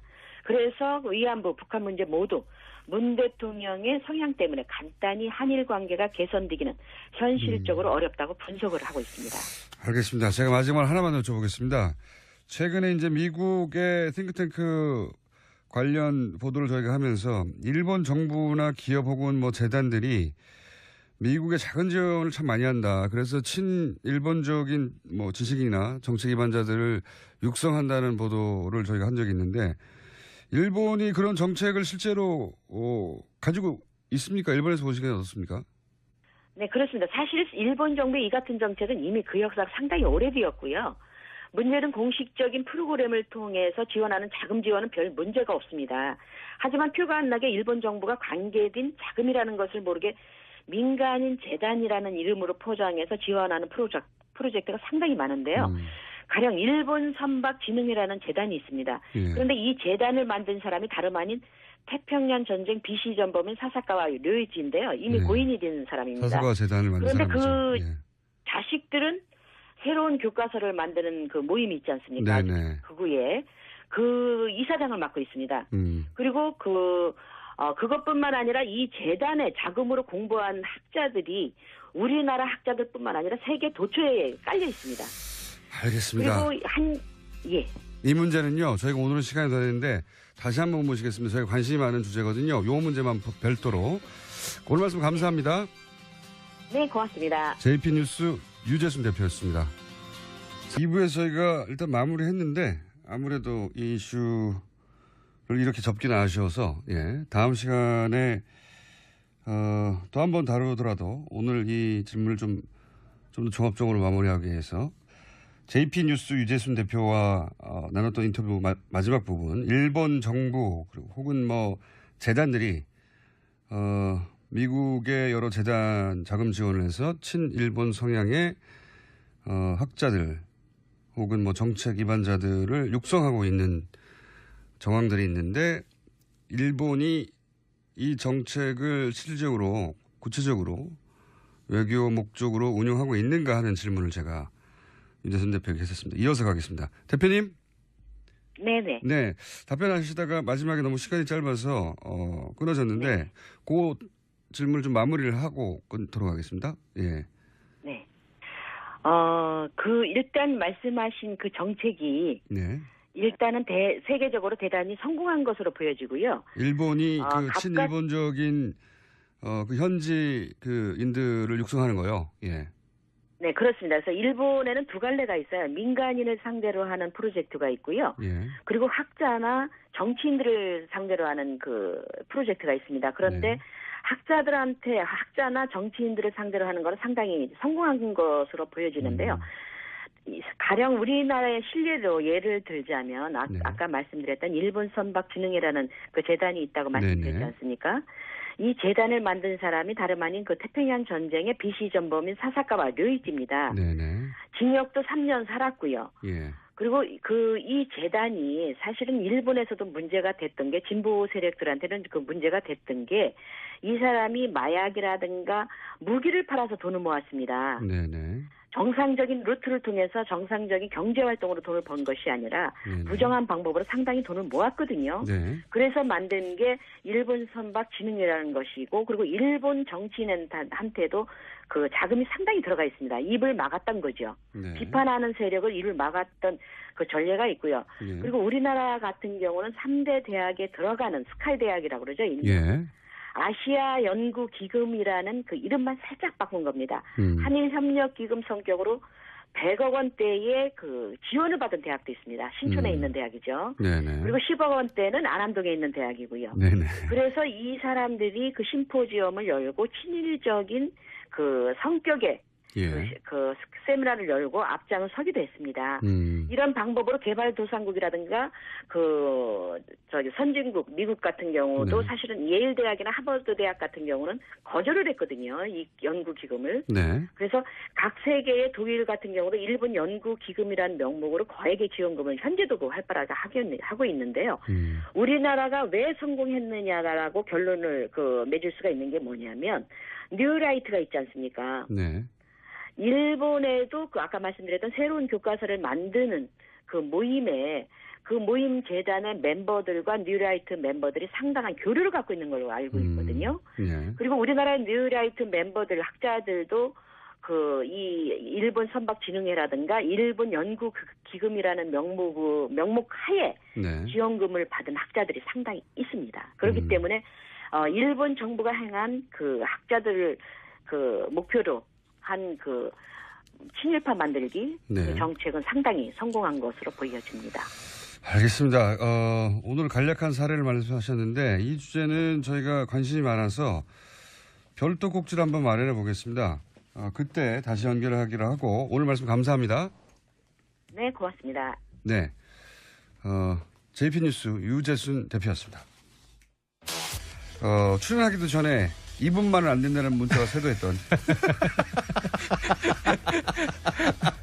설마 2분을? 이라고 하는 문자가 제가 이름을 거론하기도 전부터 바른정당에서 다 좋은데 2분만은 안 된다고 하는 문자가 폭주했던 분입니다. 하태경 최고위원 나오셨습니다. 안녕하십니까. 예, 반갑습니다. 하태경입니다. 여름 사나이입니다. 하태경입니다. 여름 사나이 저희가 이제 욕 문자도 점수를 인정하기로 했거든요. 아, 그렇죠. 노이즈 마케팅이 되죠. 그래서 지난 시간에 황영철 의원 나오셨을 때 혹시 다음 사람은 2분 일리는 없지만 2분이면 절대 안 된다는 하태경 의원의 비토 문자가 굉장히 많이 나왔고요. 예, 그래서 제가 더더욱 나왔습니다. 예, 점수가 굉장히 올라갔습니다. 이때까지 역대 최고 기록은 홍준표 대표였거든요. 아, 제가 그 기록을 깰 수는 없을 것 같은데. 예, 그건 어려울 것 같고요. 예. 지금도 벌써 뭐 하태경 의원 싫어요. 뭐 이런 문자들이 나오고 있습니다. 기록 깨볼까요? 예, 사실은 제가 그것 때문에 나왔는데요. 예. 제가 이제 이 프로에 굳이 나오고 싶은 핵심적인 이유는 굳이 나오고 싶은 핵심적인 인지도 상승은 아니에요. 인지상승 아니다. 왜냐하면 이미 사실은- 높다 나는. 왜냐하면 예. 그게 수치로 입증이 된 게 예. 제가 이혜원 대표한테 졌지만 예. 국민 여론조사는 제가 이겼어요. 예. 그잖아요. 일반 여론조사에서 일반 여론조사는 제가 살짝 이긴 걸로. 조금 이겼잖아요. 예, 어쨌든. 조금. 예. 그게 사실 이긴 게 여기 덕분 아니니까. 근데 제가 굳이 나온 이유는 예. 바른정당을 뛰어넘은 더 높은 역사적 과제가 있다. 아. 그게 뭐냐? 일개 정당 소속원으로서가 아니라 대한민국의 정치도 더 큰 포부가 있다. 그렇죠. 그게 뭐냐? 예, 뭡니까? 제가 여기 나와서 제 반대자하고 소통하는 거는 예. 좌우 상생을 위한 밑거름이 될 것이다. 아. 그리고 국민 대통합을 위한 비료가 될 것이다. 예, 첩경을 여는 길이다. 나아가서 우리 김어준 총수하고 저하고 함께하면 남북 통일을 앞당길 수 있다. 말도 안 되는 논리의 점프지만 하여튼 재밌습니다. 아니, 왜냐면 우리 김어준 총수의 그런 센스와 재치, 예. 그리고 저희 사명감이 합쳐지면 북한 동포들도 감동할 것이다. 저희가 이제 홍준표 대표 그 이전에 첫 번째 기록은 문재인 후보 시절에 세웠고요. 그리고 나서 홍준표 대표가 나와서 그걸 가뿐하게 3배 정도 넘었고요. 그다음에 김성태 의원이 탈당 이후 처음 나와서 홍준표 도저히 꺾을 수 없을 것 같은 홍준표 당시 후보의 기록을 가뿐하게 3배를 넘었어요 또. 야, 그건 거의 막가빠 수준 분들한테 이길 수는 몇천 없죠. 문자가 몇천 문자가 쇄도했고, 자, 지금 추세로는 아직 홍준표 대표를 꺾을 수는 없습니다. 예, 꺾을 수는 없는데. 자, 그러면 황영철 의원은 이런 말을 했거든요. 제가 뭐라고 질문했냐면, 하태경 최고위원까지 됐는데, 하태경 최고위원은 이제 이미 스포트라이트를 받고 있고, 황영철 의원이 여기 나와야 되지 않냐. 본인이 더 나은 점이 뭐냐. 어필해달라. 예. 그랬더니, 하태경 의원이 더 잘할 거라고 아마도. 이런 얘기를 하시더라고요. 그건 과찬이시고 제가 상임위를 같이 했는데 황영철 선배한테 배울 게 참 많습니다. 그러나?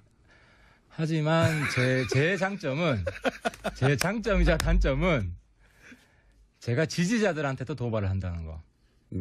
제 지지자들한테도 도발. 물론 제 반대자들한테는 일상적인 도발을 하고 예. 제 지지자들한테도 예. 가끔씩 도발해서 예. 제가 사실은 통진당 때려잡은 최공신임에도 불구하고 제 지지자들한테 종북 욕을 먹고 있다. 뭐 하여튼 이런 부분은 그게 어떻게 그 장점이 될 수 있을까요? 저는 그렇습니다. 자기 지지자들한테 포로가 되는 순간 자기 발전 없다. 자기 지지자들 포도. 네, 그 지지자가 안에서 없는 거 아니에요? 아예? 지지자가 일부 생겼어요. 일부 생겼습니까? 아시겠지만 선물 폭탄도 오고. 선물 폭탄이요? 네, 선물 폭탄도 오고. 문자 폭탄을 말씀하십니까? 아니면 문자 폭탄 말고 선물 기프트콘. 폭탄. 오, 잘한다. 그렇지. 잘한다 해서 네. 뭐 커피라든지 아이스크림, 제가 좋아하는 아이스크림. 네. 그리고 뭐 상한 거 아니에요? 샌드위치. 내가 보니까 유통기한 지났는데 하태경한테 보내 이렇게 된 거 아니에요 혹시? 근데 제 페이북 댓글을 보면 아시는데 추세가 탄핵 전까지만 해도 전부 다 욕이었어요. 제가 뭐 좌우 가릴 것 없이. 뭐 그때는 그랬죠 다들. 근데 이제 탄핵 지나고 나서는 약간 칭찬 댓글이 조금 있다. 청문회 과정을 보고. 지나면서 하태경의 진가를 이제 알아보기 시작하시는구나. 예. 그리고 나서요. 그런데 최근에 기프트가 이렇게 날라오는 이유는 뭡니까? 최근에 뭐 특별히 하신 일이.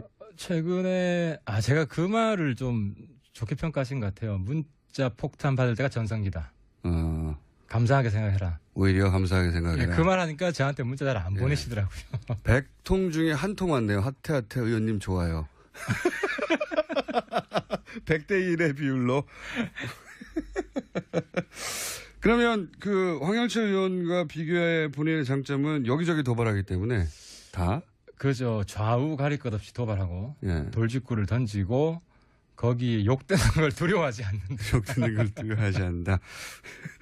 그럼에도 불구하고 본인이 바른정당 지지자들 사이에서 이런 일반 여론조사에서 1위를 한 아니 일반 국민. 예. 일반 국민. 주로 참여한 분들이 아무래도 지지자 성향이 강한 분들이겠죠.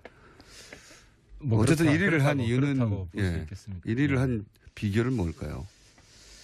일단 뭐 저 좋아하시는 분들 특징이 예. 여야 가릴 것 없이 바른 소리 한다 그런 말씀 많이 하세요. 그러니까 이제 제가 좌우 가릴 것 없이 폭탄 던진다는 바른 소리. 예.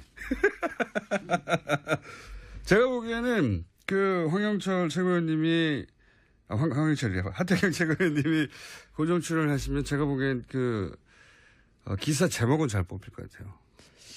오늘도 사고. 그게 좀 기사 제목을 제가 염두에 두고 발언하는 건 아니고 예. 제 소신, 사명감. 염두에 두실 것 같긴 한데 오늘 혹시 나오신 김에 뭔가 이렇게 해주실 거 없습니까? 이 정도는 내가 터뜨려주고 가겠다라는 거 준비하신. 아무래도 이제 만만한 사안으로 몇 저보다 한 수 위인 홍준표 선배한테 좀 예. 도발을 해야 될 것 같습니다. 그러세요? 예. 네. 자, 해주세요. 시작. 홍준표는 한국의 메카시다. 형의 메카시. 청와대 주사파 정권. 예. 늘 경선 과정에서 계속해서 이야기를 하고 예. 그리고 혁신위원장으로 뽑은 분도 유석춘 교수 예. 거의 비슷한 생각을 하고 계신 분이 아니냐 네. 하는 생각이 들고 근데 이제 말들이 많죠. 그래서 예. 말이 많죠. 예. 그리고 국정교 과서 찬성하시고. 혁신위원으로 누가 들어올까 저는 솔직히 좀 예. 관심이 많고 저를 정북으로 먼 분들이 좀 들어오지 않을까. 예.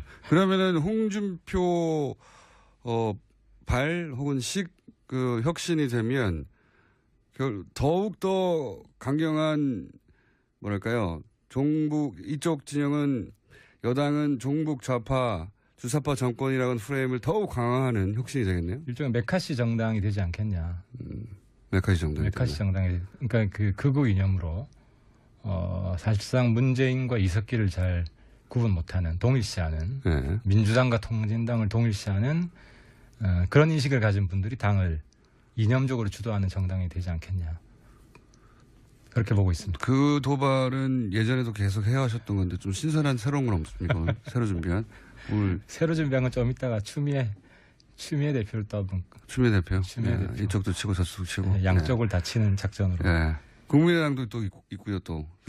국민의당은 뭐 지금 다들 뭐 비판을 하기 때문에 예. 딱히.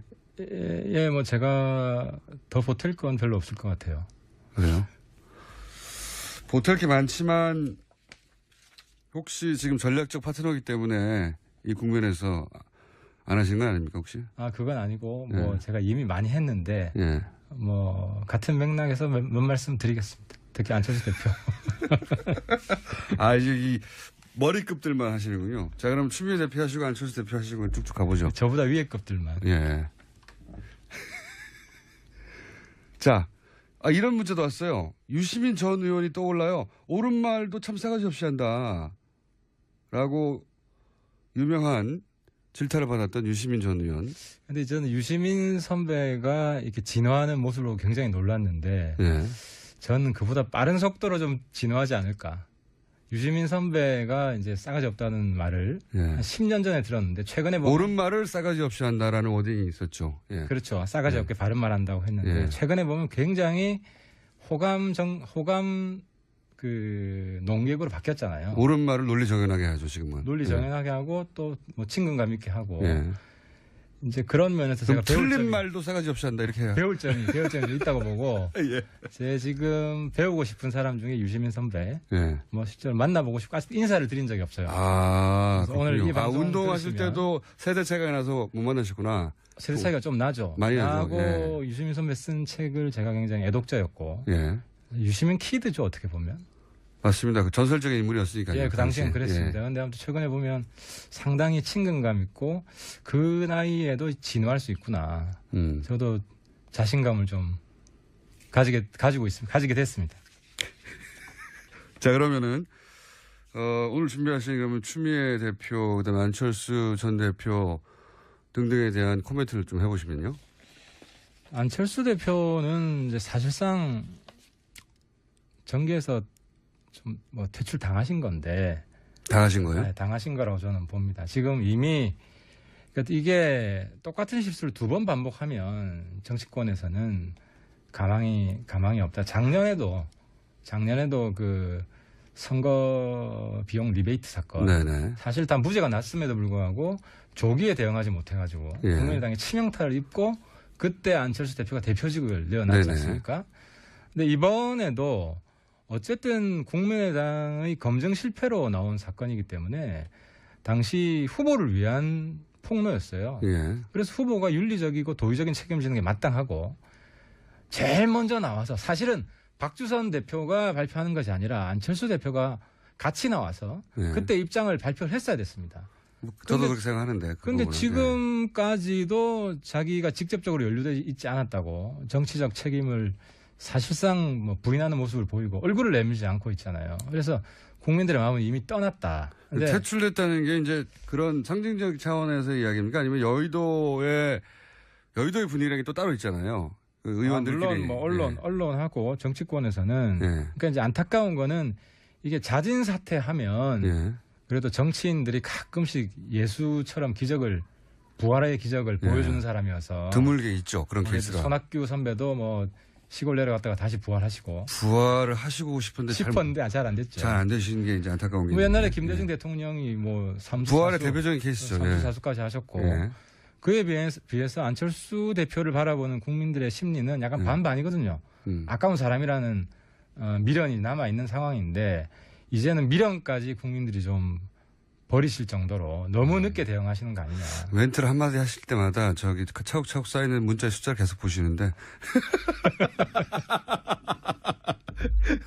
자꾸 눈길을 돌려서 저희 화면이 있거든요. 네. 그렇게 하는 사람, 어디 있습니까? 있습니다. 자꾸 갱신되고 있는데. 예, 겨우 500개밖에 안 되네요. 계속 욕 많이 해주세요.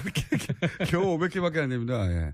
아직 홍준표 대표 1000개 일 수 없고, 김성태 의원이 기록했던 2000여 개를 일 수, 아직 안 됩니다. 철새. 예. 철새 이후에. 거기 이기기는 쉽지 않아요. 예, 그때 뭐 대단했습니다. 막 폭파 직전이었어요. 거기는 배경음악이. 저는 오늘 배경음악 안 깔아줍니까? 예. 깔아드릴게요. 하태하태하는 주제로 하는. 자, 그럼 추미애 대표에서 또 한마디 하신다고요? 추미애 대표는 사실상 좀 제가 볼 땐 특징이 스프링 여사. 스프링 여사. 예. 제가 이제 홍준표 대표한테 스트롱맨이 아니라 스프링맨이다. 라고 별명을 다시 붙여줬는데. 튄다는 말씀. 어디로 튈지 모르는 거예요. 오늘 튀는 거 내일 튀는 거 다르고. 왼쪽으로 튀었다가 오른쪽으로 튀었다가. 정말 종잡을 수 없는데 이제 추미애 대표를 보면 지금 보면은 청와대에서 가장 지금 그 절박한 과제가 검찰의 정치적 독립이거든요. 예. 근데 검찰의 정검 유착을 상기시키는 그런 발언들을 계속해요. 의심케 하는. 예를 들어서 박지원 대표 알았을 것이다. 36초 통화했는데 알았을 것이다. 그게 만약에 진실임이 밝혀지면 우리도 그렇거든요. 불확실한 것에 대해서 도박을 잘 안 해요. 예를 들어 뭐 오늘 이준석 구속될 건가 말 거냐. 사실 정확히 알기 그러면 무슨 정보를 사전에 입수한 거 아니냐. 검찰로부터. 그러면 정검 유착 의혹이 생기는 거고. 만약에 박지원 아무런 그 사전에 서로 공모하지 않았다고 나오면 정치적 공세, 경솔한 그것도 여당 대표가 이런 프레임에 빠지기 때문에 그런 비밀을 제공하지 마라. 그렇죠. 왜 굳이 그런 비밀을 제공하느냐. 그러니까 지금 이게 자기 존재감 높이는 정치를 하는 거지 문재인 대통령 도와주는 정치가 아니다. 오히려 문재인 정부에 하는 일을 분탕 놓는 분탕 여사 역할을 하고 있다는 거죠. 혹시 문재인 대통령하고는 통화해 보셨나요? 그렇게 느끼는지? 통화는 안 해봤는데 청와대가 처음 국민의당 그 입장 발표 조작했다고 나오고 나서 입장 발표가 굉장히 약했어요. 보통은 이제 상식적으로는 진상조사 철저히 해서 책임자 처벌해야 된다. 이 정도가 기본인데 그냥 진실을 알려줘서 감사하다. 예. 더 이상 확전을 안 하려는 의지가 명확했어요. 왜냐하면 이건 대통령 아들 문제이기 때문에. 예. 뭐 저쪽에서 인정했으니. 그렇죠. 그냥 넘어가자. 받아주자. 그냥 검찰 수사로 마무리 짓자. 예. 이 정도의 정치적으로 마감하고 싶었는데 추미애 대표가 계속 이 지금 국면에서 예. 추경도 해야 되고 어쨌든 뭐 북핵 문제 굉장히 심각하고 이런 데 있어서 정치권이 다시 콩가루 집안처럼 싸우는 이런 모습이 대통령 입장에서는 그렇게 달갑지 않죠. 달갑지 않을 수도 있고 달가울 수도 있습니다. 왜 그렇게 보세요? 잘 때린다. 잘 때린다. 그 문재인 대통령 지지자 중에서 국민의당 때려주라고 예. 하는 마음이 있는 사람이 볼 때 그렇지만 예. 저는 오히려 추미애 이제 여당 대표가 됐기 때문에 청와대의 쓴소리야 전국이 잘 굴러가요. 그러니까 추미애 대표가 이때 한마디를 해야 한다면 조대엽, 송영무 한번 재검토해달라. 이 한마디만 하면 지금 여야 관계 잘 굴러갑니다. 그러니까 지금 문재인 정부를 걱정하시는 거네요. 당연하죠. 저는 야당 입장이지만 예. 제가 이제 경선 때 계속 일관되게 주장했던 게 야당도 이제 발목 야당이 아니라 뺄셈 야당이 아니라 덧셈 야당이 돼야 된다. 대한민국 성공을 위해서 더 많이 기여하는 정당에게 지지를 보내는 국민이 그 정도 정치 단수가 높아졌기 때문에 정권의 발목을 잡는 여당, 발목 여당, 지금 추미애 대표는 제가 상정하고 있는 정치 프레임에 들어와 있어요. 여당이 발목 뺄셈 여당이 됐고 여당이 오히려 정부 발목을 잡고 있다. 야당이 정부를 도와줘서 우리나라 우리 국민이 성공하게끔 하는 그런 형님 야당. 예. 이 모습을 완전히 새로운 야당이죠. 바른 야당이 그걸 보여주겠다. 그걸 보여주겠다. 아직은 보여주지 못하고 있는 것 같죠? 한 30% 내지 50%는 제가 보여주고 있는데 조금 네. 우리 당을 혁신해서 우리 당 전체가 그런 모습을 보여주겠다 하는 게 제가 이번 포부였는데 네. 안타깝게 2등을 했지만 우리 예원 대표랑 마음이 잘 맞기 때문에 네. 그런 방향으로 지금 가고 있습니다. 그런 방향으로 가고 있는 거 예를 하나만 들어봐 주세요. 예를 들어서 예. 지금 우리 혁신 과제 중에 예. 추모묵념하잖아요. 예. 이제 과거에는 그랬어요. 과거에 이제 진보 쪽 사람들은 김대중 노무현 참배만 하고 노무현 대통령, 예. 그 보수 쪽 사람들은 이승만, 박정희 참배만 했죠. 그런데 지금은 얼마 전부터 이제 같이 하는 방향으로 됐는데 추모묵념도 과거에는 보수 쪽 사람들은 호국 영령, 순국 선열에 대해서만 추모묵념을 하고 좌파 쪽 사람들은 다 빼고 민주열사에 대해서만 했어요. 그런데 이제 바른정당은 같이 하겠다. 같이 하겠다. 국민 통합 묵념을 같이 하겠다. 뭐 그거 좋습니다. 근데 구체적으로 현실적으로 예를 들어서 뭐 추경이나 기타 꽉 막힌 현안들에 대해서는 딱히 바른정당이 돌파구를 마련하는데 정부에 도움을 주고 있지 않지 않습니까? 하나씩 우리가 지금 도움을 주고 있죠. 예를 들어서 지난번에 문재인 대통령 미국 방문했을 때 공세 자제하자. 그거 바른정당 다 말이고요, 다. 아니 실제로 공세 그때 안 했어요. 아니 공세를 하건 안 하건 그런 건 다 말인데 예를 들어서 실제 법안이 통과되거나 아니면 뭐 추경안이 통과되거나 아니면 뭐 장관 그 임명안이 순조롭게 통과되거나 지금 보면 화끈하게 예를 들어 효과음 들으셨습니까? 문재인 후보 시절 문자를 지금 방금 돌파했습니다. 1차 관문 돌파했고요. 예를 들어서 지금 당일날 채택되는 청문보고서가 많아요. 환경부 장관 그런 것도 있죠. 예. 그러니까 화끈하게 도와주고 있는 거예요. 그게 지금 언론이 잘 보도를 안 해주고 있습니까? 그렇죠. 그런 면도 있고. 근데 제가 지금 담당하고 있는데 환경부 노동부인데 환경부 장관은 우리가 9시에 시작해서 6시에 채택을 했어요. 거의 뭐 12시간도 안 돼서 채택이 됐고. 근데 조대엽 장관 후보자는 좀 문제가 많아요. 그럼 추경안은 지금 국민의당이 빠지면서 어렵게 되지 않습니까? 이거를 제가 오늘 아침에 이제 문병호 전 최고위원하고 얘기해봤더니 추미애 대표 사퇴밖에는 길이 없다고 얘기하는데 추미애 대표 사퇴할 일은 없고요. 그거를 모를 일은 없죠. 그러면 현실적으로 아이디어가 있었습니까 혹시? 이럴 때 바른정당이 탁 아이디어를 내놔야 바른정당의 역할이 주목받고 존재감이 커지는 거 아닙니까? 여당의 입장인데 여당이 조대엽, 송영무 건에 대해서 둘 중 하나는 최선 쳐라. 청와대에 바른 소리를 해주시면 물꼬가 트죠. 그러니까 항상 그랬어요. 추경 관문을 통과하기 위해서 여러 가지 정치적 갈등들이 일거에 해소되는 이런 과정을 우리 정치권이 여태까지 보여줬는데 이번에도 어쨌든 왜냐하면 조대엽, 송영무 이 두 분은 장관 되더라도 또다시 낙마하고 조기의 청문회가 있을 수도 있어요. 그렇게 생각하신다. 문재인 대통령한테 도움이 안 되는 분들이다. 그래서 추경을 풀려면 뭐 직접적인 관련은 없지만 어쨌든 막힌 고리를 풀려면 인사 한 사람 정도는 최소한 내줘야 이쪽에서도 다시 되돌아올 명분도 있고 그렇게 보신다 이거죠. 지금 뭐 그게 정치라고 저는 보는 거죠. 그렇게 창의적이진 않는데. 하태경만의 해법 이런 거 없나요? 지금은 뭐 우원식 원내대표가 됐든 안 그래도 예. 우원식 원내대표가 저한테 전화 왔더라고요. 예. 추경 좀 도와달라고. 뭐 도와줄 마음 있다. 근데 당 내에서 제 입지가 아니 우원식 형님께서 조대엽 송영모에 대해서 쓴소리 한마디 해라. 예. 그래서 제가 이제 우원식 원내대표한테 민주당의 유승민이 좀 돼달라.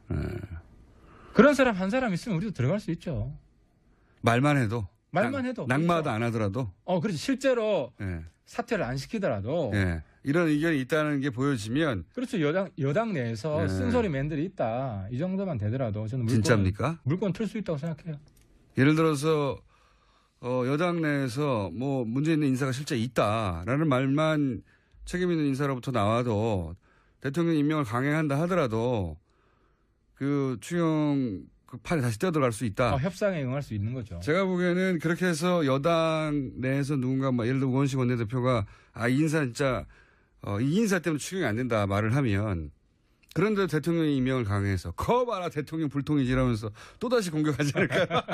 협상은 하죠. 잘 걸렸어 막 그러면서 협상은 하겠죠 당연히. 당내 결등 격화 막 당청 틀어져 이러면서 아니 우원식 원내대표하고는 협상을 하죠. 예. 믿지는 않습니다 그 말을. 근데 그런 식으로 생각하고 있다는 거죠 여의도 내에서는 뭔가 뭐 우리한테도 빌미를 다오. 그게 저는 정치라고 보는 거죠. 정치와 통치의 차이점은 거기에 있다는 거죠. 알겠습니다. 지금 뭐 용문자로 일단 뭐 문재인 대표 기록은 돌파했기 때문에 당시만 하더라도 이거 대선 후보 보니까 역시 다르구나 했거든요. 문재인 대표? 네, 문재인 전 대표가 후보 시절에 여기 나오셔가지고 문자로 갑자기 막 단시간 내에 많이 쏟아져서 역시 대선 후보는 다르구나 했거든요. 근데 그걸 이미 돌파하셨어요. 욕으로. 근데 아무튼 저는 제 반대 진영과 허심탄회하게 얘기를 좀 하고 싶습니다. 욕 많이 해주셔도 좋고 저도 그 과정을 통해서 배울 것이고 하지만 제 쓴소리는 제 반대자는 물론 지지자들한테도 멈추지 않을 겁니다. 예를 들어 지지자를 향해서 가장 최근 혹은 가장 강하게 던졌던 직구가 뭐였습니까? 최근에는 다들 그랬죠. 탄핵 때 하태경 왜 저렇게 설치냐. 네. 그래서 제 지지자 절반 이상이 떨어져 나왔어요. 사실은 제가 통진당 해산에 앞장서면서 동네 어르신들한테 거의 영웅이 됐는데 탄핵에 앞장서면서 우리 동네 왜 오냐. 동네 오지 마라. 이 정도로 쓴소리를 듣고 실제로 저와 함께 했던 뭐 구청장, 시의원, 구의원님 절반 이상이 사실 저를 떠났죠. 저를 떠났고 그 압력 때문에 사실 우리 김성태 선배나 장제원 의원 같은 경우는 다시 이제 돌아간 그게 계기가 됐는데 뭐 어쨌든 저는 거기에 굴하지 않고 아직 제 지역구가 지금 바른정당 최고 험지 중에 하나입니다. 그래요? 예. 부산 해운대가 원래 과거에 친박 세력이 강했던 것이고 소병수 시장. 그런 의미에서 그렇죠. 제 개인적인 입장에서는 상당히 정치 여당세가 리스크를 세서가 아니라 친박세가 세다. 친박세도 세고 여당세도 세죠. 그래서 지금 바른정당 지지가 많이 나오지 않고 저는 굉장히 정치적 모험을 지금 감수하면서 정치를 하고 있는 거죠. 지역구를 옮기시려고요, 그래서? 전혀 없죠. 저는 거기서 승부를 할 것이고 지역구 정도가 아니라 저는 한국당 해산시키겠다. 한국당이요? 대한민국의 메카시 정당. 그러니까 미국이 위대한 이유는 공산주의와도 싸웠지만 메카시즘하고 싸워서도 이긴 나라이고 그 대한민국은 통진당하고 싸워서 이겼지만 바로 빨갱이 장사하는 메카시 정당하고 싸워서 이겨야 된다. 저는 그래서 한국당 해산이 바른정당이 지금 일으켜야 될 탄핵 이후의 제2의 과제다라고 선전포고를 하는 겁니다. 통진당의 주장과 동의하든 동의하지 않든 당을 해산하는 문제는 전혀 다른 문제인데 그것도 문제가 많았는데 자유한국당은 어떻게 해산시킵니까? 사실? 자유한국당은 아래로부터 해산시킬 겁니다. 아래로부터요? 그리고 안으로부터. 그 안에서 도저히 왜냐하면 지방선거 때 자유한국당 1업으로 나오면 나는 도저히 성공할 수 없다. 그렇다고 민주당은 갈 수는 없고 그런 분들이 바른정당으로 출마하겠다고 나오기 시작하면 거기는 붕괴되기 시작할 겁니다. 자, 뭐 여러 가지 말들을 막 던지셨습니다. 네.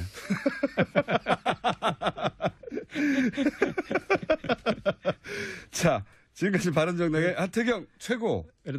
오늘 가장 제가 기억에 남기고 싶은 것은 우리 김총수와 함께 어깨 걸고 남북 통일 앞당기자. 예. 북한에까지 목소리를 전파하자.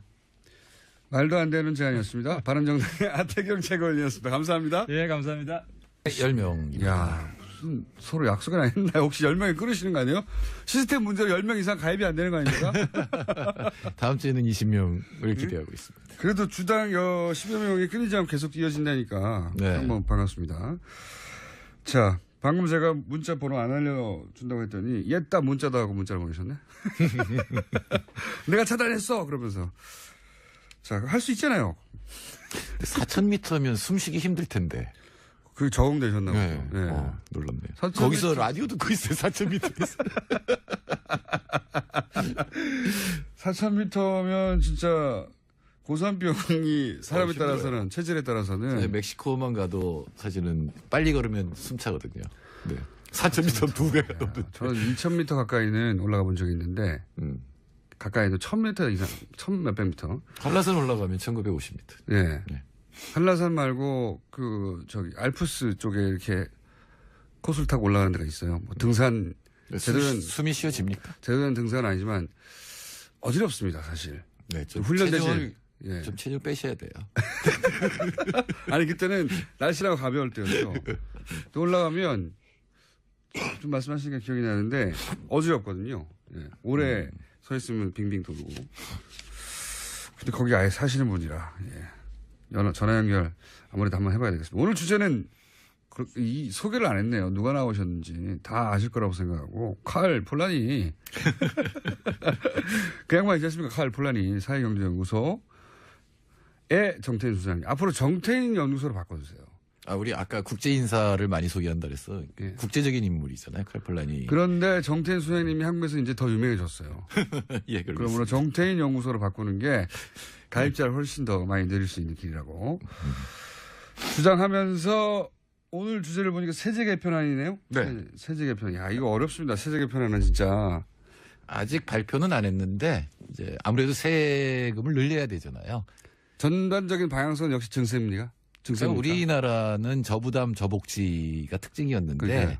많은 이제 대선 후보들이 중부담 중복지를 얘기했는데 돈 덜 거두고 복지도 안 해줘 이거였죠. 예, 그거였는데 이제 세금을 좀 더 내고 복지도 조금 올리자였는데 박근혜 전 대통령께서 한 게 증세 없는 복지라고 하는 얘기를 했잖아요. 증세만 하고 복지는 없었죠. 예. 근데 증세를 좀 그러니까 정정당당하게 한 게 아니고 담배 같은 담배세라든가 거. 뭐 세액공제를 손댄다든가 이렇게 하고 복지는 하지 않은 뭐 이런 상태인데 지금 이제 여러 가지 지금 문재인 정부는 복지를 크게 늘리겠다고 약속을 했기 때문에 증세를 해야 되거든요.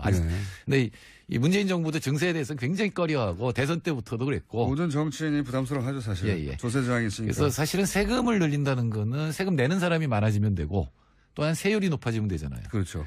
근데 세율은 많이 손 안 대고 세금 내는 사람 또는 그동안 이렇게 면제해줬던 거 대상자를 늘리는 방향으로. 사람을 늘리는 쪽을 지금 택하고 있는 것 같습니다. 그렇군요. 방향성이라는 게 증세는 증세인데 세율을 갑자기 높이면 이제 부담이 되니까 면세 줬다는 거를 대상자를 늘려서 면세 대상을 줄인다든가 축소한다든가 폭을 줄인다든가. 참여정부 때 세금 트라우마가 하나 있었는데 그게 바로 종부세 트라우마거든요. 종부세 난리 났었죠. 예, 근데 종부세를 내는 사람이 1%밖에 안 되는데. 국민 1%인데 국민 절반 이상이 네, 반대했죠. 그러니까 이게 참 말이 안 되는 것이 본인은 평생 가야 집을 10채에 혹은 뭐 몇 억 이상 가능성이 없는 분들이에요. 예. 그럴 계획도 없는 분들 자기 살면서. 그러니까 그런데 화를 내요. 그때 당청 협의회를 갔는데 서울 국회의원들이 당시 열린우리당인가요? 전부 반대하는 거예요.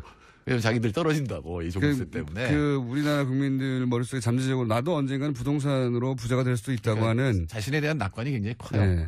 그리고 그 세금 폭탄이라는 이름을 붙여서 그때 이제 종부세가 굉장히 타격을 받았는데. 그때 9억이었던가요? 예, 6억이었는데 원래 저 청와대에서 만들 땐 6억인데 이현재 총리가 9억까지 올려놨죠. 네. 그것도 이제 사실 대상을 줄인 건데 여하튼 그것 때문에 이제 세금 올리면 완전히 정권이 날아간다라는 생각 굉장히 많이 갖고 있고. 기업 못 하시는 분들 위해서 공지시가 9억이었던가요? 네, 맞습니다. 맞습니다. 예. 예. 그러니까 제가 만든 사람인데도 당시 거래가가 뭐 한 15억 당시 기준으로 10몇 년 전에 그때 이제 갑자기 종부세가 늘어난 건 과세 표준이라는 게 있어요. 그러니까 지금 액수에다가 그대로 세금을 때리는 건 아니고 그거의 과세 표준은 뭐 한 70% 이렇게 내려가지고 세금을 때리는데 과세 표준을 현실화하는 것도 같이 했거든요. 근데 그래서 갑자기 종부세가 늘어나긴 했어요 그때. 근데 그 부분에 지금으로 대한 따지면 대략 실거래가가 한 2, 30억 이상 되는 집. 예. 네, 지금 잘 모르겠습니다만 그동안 부동산 가격이 얼마나 올랐는지 모르겠습니다만 공제시가가 그때 9억 기준이었으니까요. 네, 그랬죠. 근데 그렇다면 그때도 실거래가는 뭐 20억대가 될 수도 있었는데 어쨌든 한 30억 정도 되는 아파트가 있는 사람들에게만 대상되는 네. 법이었는데 그거를 이제 뭐 3천만 원에 전세에 사시는 분들이 막 반대하는 거죠. 네, 가구 2%고 본인은 대상이 아니에요. 근데 그게 왜 그렇게 됐느냐를 생각해 보면 그걸 이제 막 언론에서 막 때렸잖아요. 그렇죠. 그리고 지식인들이 이제 예. 반대를 같이 했는데 그 사람들이 사실은 다 종부세 대상이었던 거죠. 그리고 헌재에서 위헌 판결이 난 건 부부 합산에 대해서 위헌 판결이 났는데 저 헌재 재판관님들을 잘 보니까 다 또 종부세 대상이. 그러니까 그때 당시 이 여론을 주도했던 어떤 미디어 혹은 뭐 나와서 그런 이야기를 하던 학자들 이런 분들만 대상이었지 그 학자들에 의해서 영향을 받은 소위 이제 서민들은 대상이 아닌 법원인데. 예. 심지어 제가 그때 비서관이니까 1급 관련 부처들을 모아서 이제 회의를 했잖아요. 나중에 간 다음에 뜨뜻미지근해서 나중에 이제 쟤들 재산 얼마인가 발언했더니 전부 종부세 대상이지. 그렇군요. 정책을 위반한 사람들.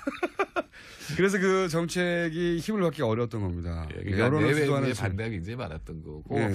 앞으로도 부자 증세에 대해서는 그런 식의 사실은 서민들은 아무 관계가 없고 이익이 되잖아요. 부자들이 세금 많이 내면 그렇죠. 복지로 돌아올 테니까. 그런데도 이제 그런 반대를 할 부자들의 가능성이. 논리에 이 사실은 서민들이 휘둘리지 말아야 된다는 것도 굉장히 중요한 포인트입니다. 그렇죠. 나하고 상관없는 얘기잖아, 이거는. 나하고 딱 잘라야 되는데. 그러니까 세금은 세 가지가 커요. 소득세, 법인세, 부가가치세. 예. 60조, 50조, 60조 이렇게 막 바뀌는데 대체로 그 정도를 갖고 있는데 사실 부가가치세는 건드리기 참 힘든 거예요. 부가가치세 올리면 정말 정권을 잃어요. 전 세계의 모든 정권이 부가가치세 올리면 정권을 잃었어요. 그렇군요. 여기 예. 간접세잖아요. 이건 예. 물건에 붙어 있는 것이기 때문에 피부에 화가 났죠. 예, 예. 올리면 그리고 이게 역진적이에요. 예. 그러니까 소주를 마시면 재벌도 100원 내면 가난한 사람도 100원 내니까 네.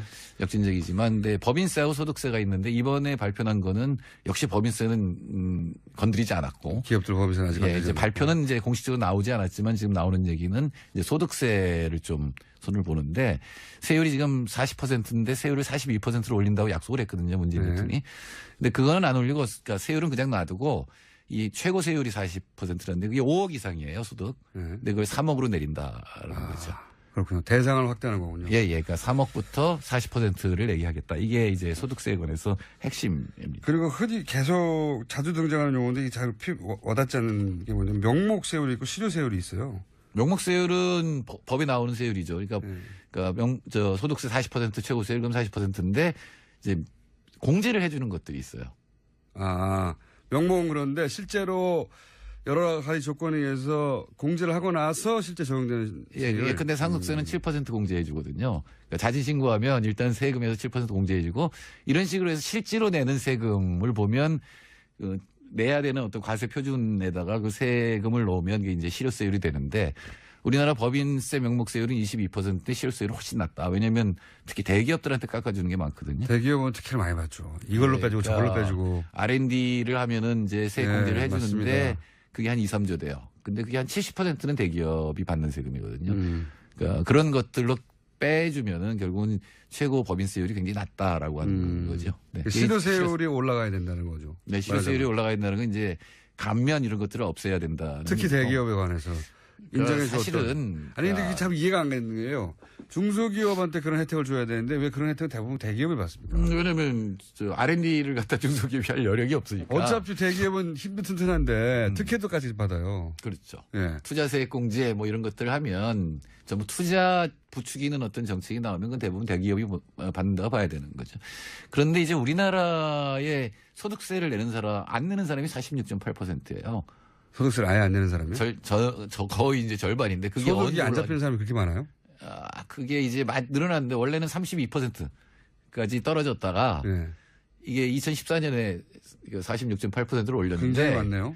예, 역시 우리 최경환 조원동 작품인데 네. 그때 왜 세액공제 해가지고 사실은 그 증세한 거거든요. 네. 부자들. 근데 또 난리가 났어요. 아까 똑같아요. 종부세 때 난리 난 것처럼 세액공제 해가지고 부자들한테 사실은 세금을 더 거둔 거니까 세액공제 손대가지고 또 이 사람들이 난리를 쳤어요. 네. 의원들도. 네.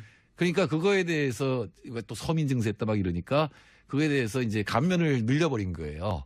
어허. 한 15% 감면을 늘려버렸어요. 어허. 근데 사실은 아무리 돈을 못 벌어도 세금을 내긴 내야 됩니다. 그렇죠. 조금이라도 내고. 아주 조금이라도 내야 예, 그러니까 되는데. 자기가 낼 만큼은 내고 그다음에 이제 받을 게 있으면 받아야 되는 건데 너무 지금 이제 면세가 많아진 거죠. 그 면세도 사실은 돈을 아주 많이 소득이 아주 많은 사람들이 난리를 쳐가지고 그렇게 된 거다. 네, 그렇게 그래서 소득세를 안 내는 사람이 우리나라 절반에 가깝게 돼버렸다. 예, 기업도 네. 46.1%가 면제예요.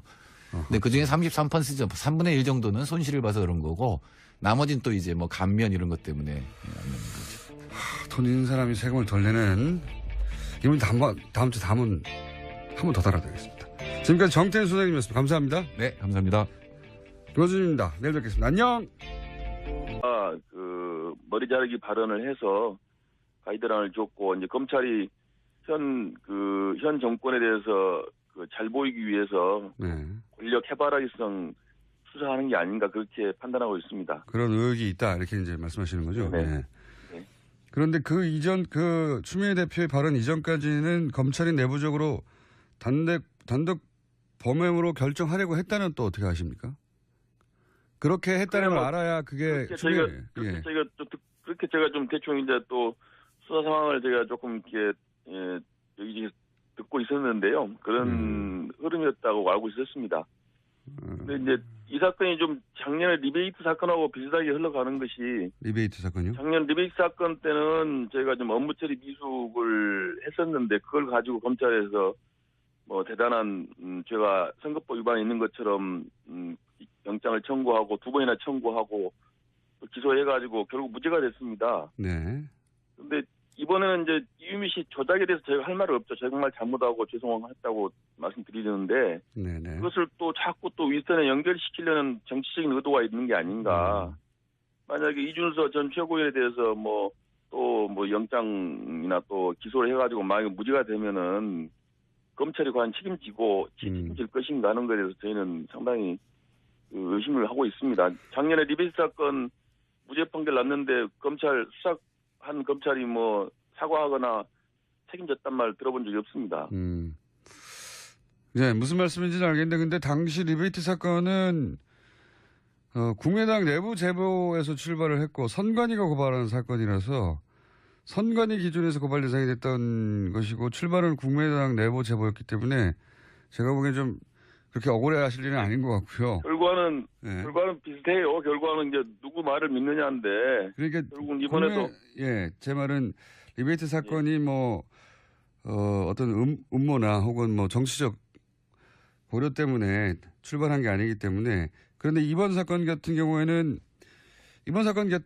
이제 국민의당 내부의 문제로 출발한 거 아니겠습니까? 근데 문제는 말씀대로 하자면 검찰은 내부적으로는 단독 범행으로 결론 내려고 하고 있었는데 여당 대표가 가이드라인을 줘서 그래서 이준서 최고위원까지 구속영장을 청구하는 것으로 기류가 바뀐 것이다. 그런 의혹이 있다. 이렇게 보시는 거 아니겠습니까? 예. 저는 작년과 똑같다고 보는 것이요. 예. 출발은 저희가 국민의당이 미숙함으로 단초를 제공했죠. 작년에도 리베이트 사건도 네네.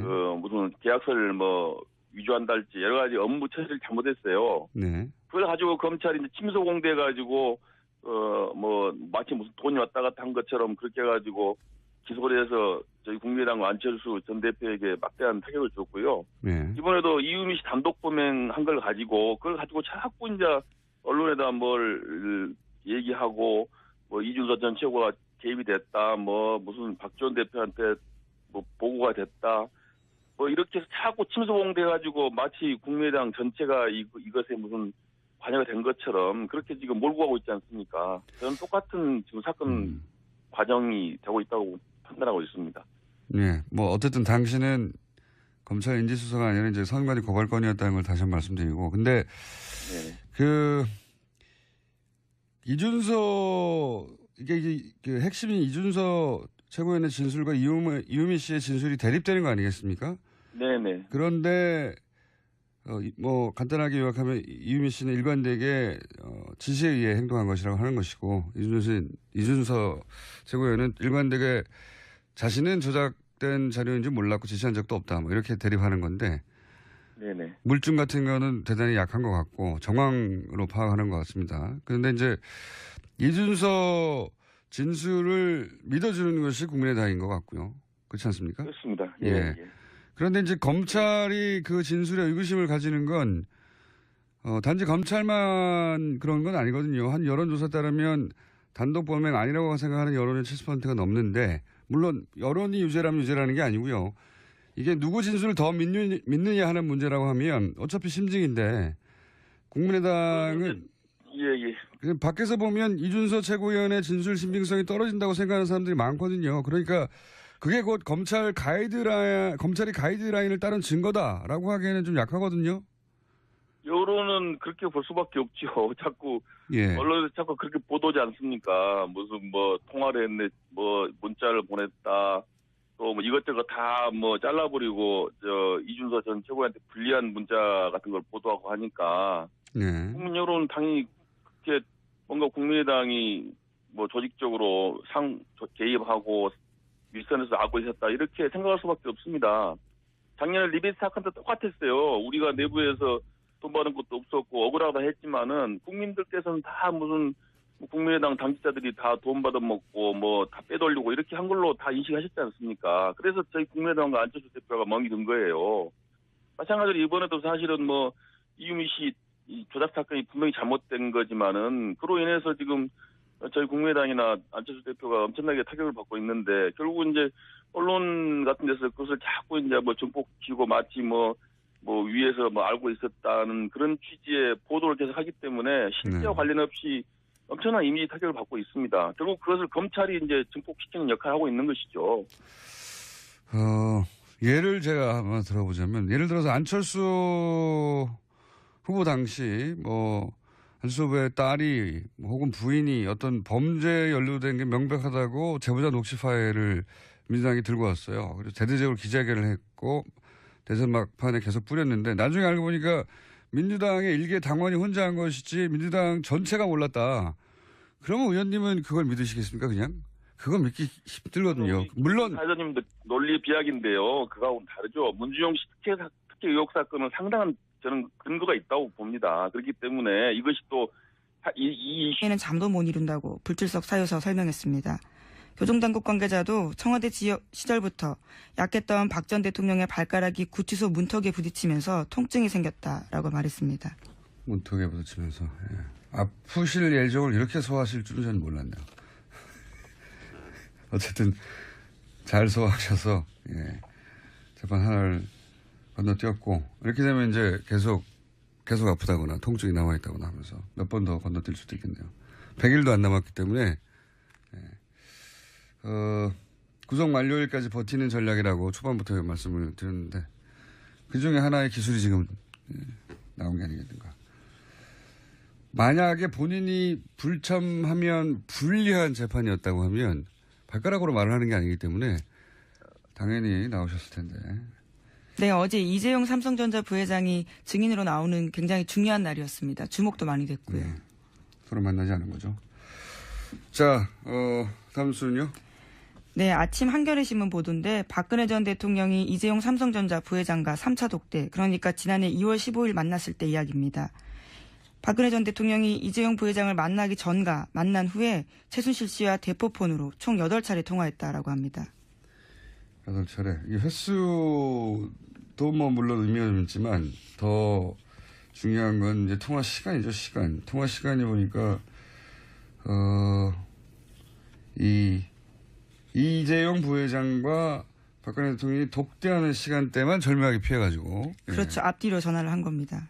그러니까 뭐 그 시간, 독대 시간, 그러니까 그날따라 유난히 통화가 많았고, 그 전후로 전화가 빽빽하게 왔는데, 그 독대 시간대에는 전화를 걸지 않아서 일부러 피하고 전화한 것 같고, 알고 있었던 게 아니냐. 독대를 알고 있었다라는 정황 증거인 거죠.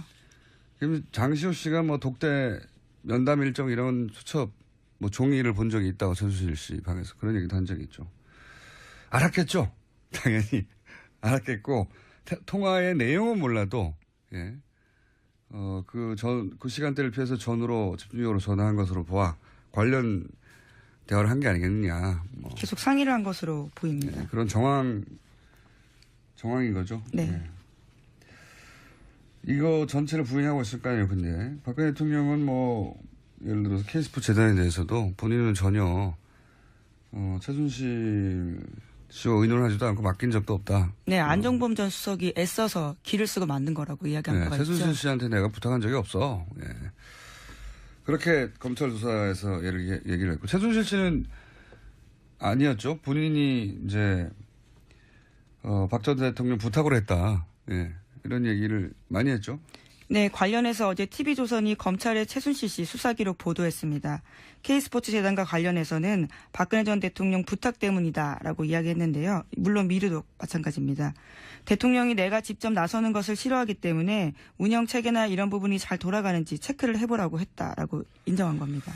알겠습니다. 하나 정도 더 할 수 있을 것 같습니다. 시간상. 네, 이현주 국민의당 원내수석 부대표의 발언이 논란이 되고 있습니다. 이에 대해서 해명을 했는데 아이를 둔 학부모로서 아이들의 급식질이 형편없어지고 있는 문제에 분개하면서 나온 얘기다라고 말했습니다. 그러면서 이제 이게 기자와 사적으로 대한 게 이런 식으로 보도됐다. 당사자 입장도 확인하지 않고 그러면서 SBS에서 강력한 유감도 표했죠. 예. 표했더니 SBS가 녹취를 공개해버렸죠. 예. 당사자 입장을 확인하지 않고 보도한 게 아니라 당사자 입장을 확인하려고 전한 기자의 후속 취재 내용이었더라고요. 네, 원내정책회의 한 다음에 더 자세하게 물어보기 위해서 전화했다라고 합니다. 그러니까 이제 일종의 패턴 같은 게 보여요. 국민의당이 최근 이제 여러 가지 문제로 코너에 몰리다 보니까 이 이현주 의원의 케이스도 그런데 분명히 이제 스스로 자초한 문제들이란 말이죠. 근데 이 케이스도 SBS 기자가 사적 대화, 저는 그래서 뭐 예를 들어서 밥집에서 밥 먹다가 또는 뭐 둘이 대화하는 걸 몰래 녹취했다든가 그런 건 줄 알았더니 그냥 후속 취재였더라고요. 예, 전화로. 예. 그런데 이제 이 상황을 분명히 자초한 측면이 강한데 이런 문제가 생길 때 내가 잘못을 하긴 했지만 내가 잘못한 정도보다 훨씬 크게 부풀려서 누군가 자기를 죽이려고 한다. 그런 피해의식이랄까요? 이런 패턴을 반복적으로 보여주고 있어요. 이런 사안도 이렇게 SBS 기자를 공격하거나 혹은 그럴 게 아니고 이제 파업 현장에 찾아가거나 뭐 사과를 하거나 아니면 정면으로 거기 가서 이해를 구하거나 그렇게 할 사안인데 이걸 보도한 언론을 탓해버렸거든요. 이렇게 해가지고 국면이 돌파되는 게 불가능하거든요. 그러면 정당하게 취재했다고 생각하는 SBS 같은 경우는 녹취를 아예 공개해서 더 큰 피해를 입히고 있지 않습니까? 스스로 입고 있지 않습니까? 바깥에서 저걸 자꾸 찾는데, 이렇게 되면 바깥의 국민들을 점점 더 설득할 수 없게 되는데, 이건 전반적인 리더십의 문제인 것 같습니다. 기본적으로 개개인 의원들 다 이런 식으로 하는 거 보면. 자, 오늘 여기까지 해야 될 것 같습니다. 시사인의 김은지였습니다. 감사합니다. 전 최고위원에게 구속영장을 청구한 검찰을 정치검찰로 규정했습니다. 국민의당 문병호 전 최고위원 연결해 보겠습니다. 안녕하십니까, 의원님? 네, 안녕하세요. 네. 국민의당에서는 지금 그 검찰의 여당 대표 가이드라인을 따라서 구속영장을 청구했다. 이렇게 요약하자만 보고 있는 거죠? 제가 그렇게 의심을 하고 있죠. 왜냐하면은 지난주에 기류가 이유미 씨 단독 범행으로 흘러가다가 네. 주말에 이제 갑자기 이준석 전 최고위원까지 영장을 청구하게 된 배경이 뭐냐. 네. 그것을 이제 저희 당에서는 추미애 대표가 맞습니다. 얼마 전 KBS 세계는 지금에서 런던의 부동산 투기를 다룬 적이 있습니다. 부호들이 투기 목적으로 주택을 사들인 후 거주는 하지 않고 몇 년째 비워둔 집이 런던에만 2만 호가 넘고 그 덕에 집값과 월세가 폭등하자 서민들이 노숙자화되고 있다는 리포트였습니다. 이에 한 시민단체가 그렇게 몇 년째 빈 주택을 무단 점거하는 이벤트를 벌였는데 한 빈 주택에 임시 숙박하게 된 노숙자에게 기자가 묻습니다. 왜 남의 집을 무단 점거하느냐? 그가 답합니다. 안 될 건 뭔가? 내가 이 집을 가져가는 것도 아닌데. 집은 사람이 살아야만 존재 가치가 있다. 그는 사유재산을 무단 점유하는 불법을 저질렀죠. 그리고 주택 문제가 무단 점유로 해결할 리도 없습니다. 국가의 주택 정책과 복지 예산이 필요하죠. 그런데 오로지 재산상 이득을 위해 투기하고 집은 몇 년째 비워두는 행위가 그 결과로 집을 뺏겨 추위에 얼어 죽느니 그 빈집에 임시로 무단 점거한 행위보다 과연 얼마나 더 윤리적인가? 사유재산의 불가침성은 과연 절대적인가? 부동산 문제는 항상 돈의 관점에서만 다뤄집니다. 그런데 그 노숙자의 항변을 듣다가 문득 생각하게 됩니다. 이 문제는 아주 어릴 적 아예 유치원에서부터 사유재산과 공동체의 윤리라는 별도의 교과를 통해서 근본적인 가치체계 레벨에서 관점을 만들어주지 않는 법과 정책만으로는 영원히 해결되지 않겠구나. 김어준 생각이었습니다. 네. 월요일이 아닌데 왜 화요일도 힘들죠? 네, 피로의 누적이라고 봅니다. 자, 오늘은 어떤 뉴스가 첫 번째 뉴스입니까? 네, 세계일보가 국정원이 작성한 이명박 정부의 청와대 문건을 보도했습니다.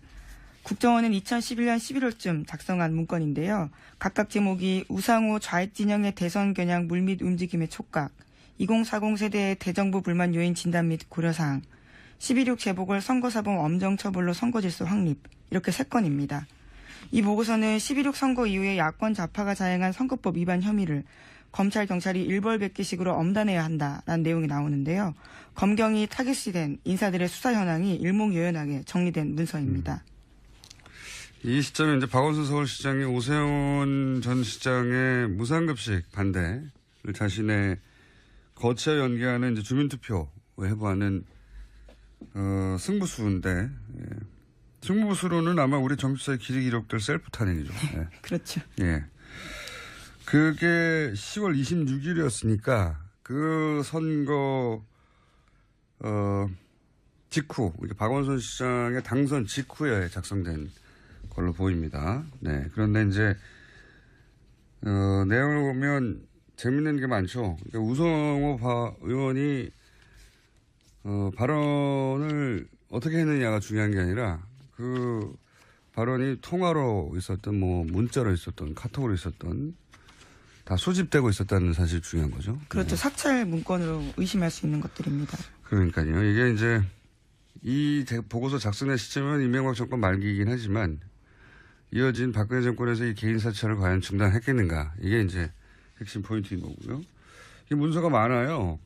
다른 문서 내용도 좀 소개해 주시죠. 네. 네, 관련해서 선거사범 관련해서는요. 공장장 이름도 나와 있습니다. 대회비라고 쓰여 있는데 여기에 선거사범으로서 김어준, 주진우 등 4명이라고 쓰여 있습니다.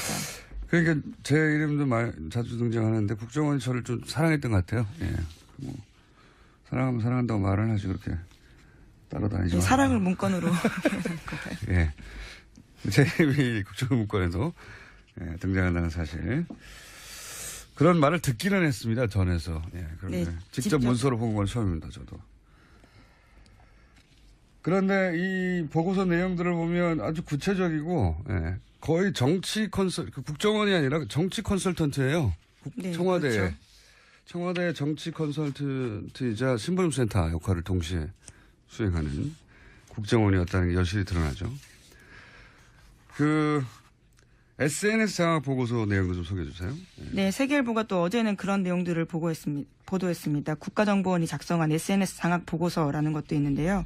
유명인물 다양한 매체, 온오프라인 작업을 총동원해서 정부가 국민의 마음의 침투, 머릿속 생각을 바꾸자라고 쓰여 있다고 합니다. 2011년 11.6 재보궐선거에서 서울시장을 야권, 그러니까 박원순 시장에게 내준 이유로 그 SNS를 지목을 한 건데요. 국정원은 이를 위해서 보수권 적합 인물, 사건, 문화, 콘텐츠 영역 확대를 해서 이슈 주도권을 확보해야 한다라고 보고서를 썼습니다. 또 보수 목소리를 대표하는 파워 아바타를 육성해야 한다. 이런 내용도 쓰여 있습니다. 네, 가장 재밌는 표현이 이겁니다. 파워 아바타. 파워 트위터리안 뭐 파워 블로거 이런 거는 들어봤는데 예, 파워 아바타를 육성해야 한다고. 네, 굉장히 강조한 것으로 보입니다. 작은 쉼표가 쓰여 있거든요. 예, 그게 이 말은 이들 유명인사를 이제 아바타로 쓴다는 얘기니까 이들 인사의 워딩을 정해주는 컨트롤 타워가 뒤에 따로 있다는 거잖아요. 아바타로 쓰는. 이 사람들을 우리를 대변하는 유명 뭐 블로거로 키워 육성하고 뭐 이런 게 아니라 아바타라고 표현했어요. 예, 우리를 대변하는, 우리가 조정하는 컨트롤 타워가 있다는 뜻이죠. 예, 특정 유명인 지목하기도 했습니다. 보수 성향 소설가 이모 씨, 유명 모델 김모 씨, 개그맨 K 씨 실명이 적혀 있습니다. 등등 이런 사람들을 파워 아바타로 육성해야 되는데 여기서도 그 사찰 민간인 사찰에 정황들이 나오죠. 이 사람의 성향은 이러이러하고 이 사람은 뭐 안보를 중시하기 때문에 어떻게 합니까? 그거를 평상시의 대화나 이슈가 예. 그 당시에 이은비 씨가 녹취록을 가져와서 처음으로 이슈가 됐다면 제가 검증을 더 철저히 했을 거예요. 그런데 네. 이미 문준혁 씨 그 특혜 취업 사건이 이미 이슈가 돼 있었고 이것은 하나의 추가적인 증거였다는 거죠. 그렇기 때문에 저희가 조금 더 검증에 소홀하고 덜컥 믿은 그런 과오를 범한 겁니다. 그런데 안철수 후보의 가족 관련해서도 여러 의혹은 있었습니다. 그것은 이제 근거가 좀 제가 봤을 때 객관적으로 봐서 근거가 조금 약하죠. 네, 뭐 상대 후보라서 근거가 약하다고 상대 후보 주장이라서 제가 객관적으로 네. 봤을 때 근거가 좀 알겠습니다. 약하고 문준용 씨 특혜 취업 사건은 상당한 의혹이 있다고 봐야죠. 그러니까요. 네, 국민의당은 그렇게 생각하신 거고 민주당은 뭐 네네. 안철수 후보 측에 상당한 의혹이 있다고 생각했을 수 있는데 제 말은 그 국민의당 입장에서는 억울하실 수 있는데 밖에서 보면 그런 의구심을 가지는 건 합리적인 수준의 의심에 가깝다. 억울하실 수 있으나 그래서 그걸 곧장 검찰의 어떤 그 가이드라인에 따른 행동이다라고 판단하기엔 혹시 다른 근거는 있습니까? 하필 그때 추미애 대표가 머리짜리란 말을 했는데 그리고 나서 이런 게 나왔다. 이거 말고 또 다른 근거가 있나요? 가이드라인이라고 하시는? 그런데 여러 가지 제가 이제 뭐 문자나 뭐 카톡이나 여러 가지 그 주고받은 정황을 봤을 때 그렇다는 거고요. 뭐 이준석 전 최고위원을 의심할 수는 있습니다. 그거는 뭐 그걸 비난할 수는 없습니다. 다만 이제 검찰이 누구 말을 믿느냐인데 굳이 이제 이준석 전 최고위원의 말을 믿지 못하겠다고 하고 있는 것이고 또 결국은 검찰에 얘기하더라도 조작은 이유미 씨 단독으로 한 거로 인정한 겁니다. 다만 이제 이준석 전 최고위원이 공모한 것은 아니고 그것을 어렴풋하게 알면서도 그런 거 하지 않았느냐 이런 이제 예. 의뢰를 이제 묻는 것인데 예. 그렇다면 또 꼭 구속까지 해야 되느냐 거기서 의문이 또 있다는 겁니다. 불구속 기소하해서 법원의 판단을 받아보는 것도 하나 방법인데 또 영장을 청구해갖고 그걸 이슈화해가지고 언론에도 계속 특별하게 만드는 것도 하나 정치적인 의도가 아닌가 생각이 든다는 거죠. 미필적 고의라고 이제 표현되는데, 예. 근데 사실, 변호사님이시니까 아시겠지만 미필적 고의도 사안이 중대하면 구속되는 경우가 있지 않습니까? 그렇죠. 당연합니다. 예. 그러면 그렇기 때문에 미필적 고의가 의심되면 예를 들어서 5월 5일 최초 기자회견 했는데 5월 6일 날 사실상 유이민 씨가 제보자가 없는 것과 마찬가지라고 얘기를 한 것으로 검찰 조사 결과는 밝혀졌는데 그렇다면 미필적 고의를 적용해서 구속영장 청구할 수도 있는 거 아니겠습니까? 변호사 입장에서 보시면 어떻습니까? 물론 그러니까 할 수도 있고 안 할 수도 있어요. 근데 네. 굳이 하는 것이 정치적 의도가 있다고 저는 보여지는 거죠. 굳이 안 하는 게 오히려 정치적으로 예. 정봉주 전 의원 같은 경우도 BBK로 기소돼서 형을 살았는데요. 네. 당시 사법적으로는 유죄 판결이 났지만은 그러나 뭐 사실 뭐 저도 그렇고 많은 사람들이 정봉주 의원이 그 유죄라고 생각을 안 합니다. 네. 그건 뭐 사법적으로 판결받았지만 억울하게 정치적으로 당했다라고 생각을 하거든요. 네. 마찬가지 이번 건도 저는 마찬가지라고 보고 있습니다. 정봉주 의원이 뭔가 파일을 조작해서 유포한 건 아니지 않습니까? 아니, 정봉주 전 의원도 그러니까 미필적 고의에서 기소돼가지고 징역까지 살았지 않습니까? 그분은 사실이 아닐 거라고 생각하는 게 아니라 지금도 본인이 말한 내용을 사실이라고 믿고 있습니다. 예. 어쨌든. 그러니까 그 정봉주 전 의원도 정치적으로는 결국은 그 유죄 판결 받았지만 정치적으로 억울하다고 생각하는 거 아닙니까? 많은 사람들 그렇게 또 믿고 있고. 이번 경우도 마찬가지죠. 검찰이 영장 청구하고 기소할지 모르지만은 정치적인 그 판단을 하고 있다고 보고 있다는 거죠. 알겠습니다. 정치적으로 보고 있다고 하는 입장은 잘 이해했고요. 뭐 동의하지 않으신 분들이 있겠지만 그거는 의원님이 설득하셔야 될 문제인 것 같고요. 네. 자, 또 한 가지 또 여쭤보자면 뭐 이미 여러 번 나온 얘기인데 안철수 전 대표가 너무 입장 발표가 늦다. 무슨 얘기든지 간에 이런 문제 지적은 참 많지 않습니까? 예. 뭐 타이밍 관련해서도 그렇고 내용 관련해서도 얘기가 참 많은데 뭐 이번 건도 좀 이제 빨리 입장 발표를 해야 한다는 의견도 있습니다만은 이게 이제 어차피 이제 이 사건이 터져서 뭐 일종의 국민의당으로서는 뭐 소나기를 뭐 피해가기 어렵게 됐지 않습니까? 그래서 아마 안 대표께서는 그 입장 발표를 하게 되면 또 이제 사실관계가 또 바뀌고 어쩌고저쩌고 얘기가 또 많이 나오기 때문에 아마 검찰 수사 결과 나온 다음에 전체적으로 한꺼번에 해서 뭔가 입장 발표하실 걸로 그렇게 판단하신 것 같아요.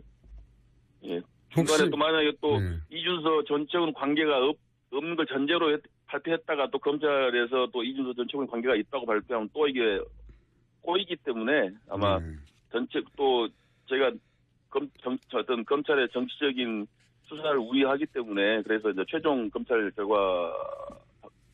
결과 발표를 보고 입장을 표명할 걸로 그렇게 예상하고 있습니다. 법원에서 이제 뭐 영장을 발부할 건지 아니면 뭐 하지 않을 건지 모르겠습니다만 거기에 따라서 또 상황이 좀 달라질 것 같은데 그건 그때 가서 다시 한번 제가 여쭤보기로 하고요. 예. 결국은 그 문제는 그 문제고 지금 원내에서 추경안이라든가 처리할 게 참 많지 않습니까? 근데 국민의당에서는 이것이 그 추미애 대표 사퇴 혹은 뭐 그에 준하는 사과가 있기 전에는 안 된다는 입장으로 알고 있는데 혹시 이 원내 현안을 극적으로 풀 수 있는 제가 보기에는 민주당 대표가 이 일로 사퇴는 하지 않을 것 같거든요. 절대. 뭐 어떻게 풀어야 합니까? 글쎄 추미애 대표가 왜 그런 말씀하셨는지 잘 이해가 안 되는데요. 저는 뭐 어찌 보면 청와대를 향한 메시지였다고 저는 판단도 합니다. 지금 추미애 대표가 역대 여당 대표 사상 가장 그 국정에서 소외된 대표거든요. 그래서 내가 이렇게 그 국정을 원만하게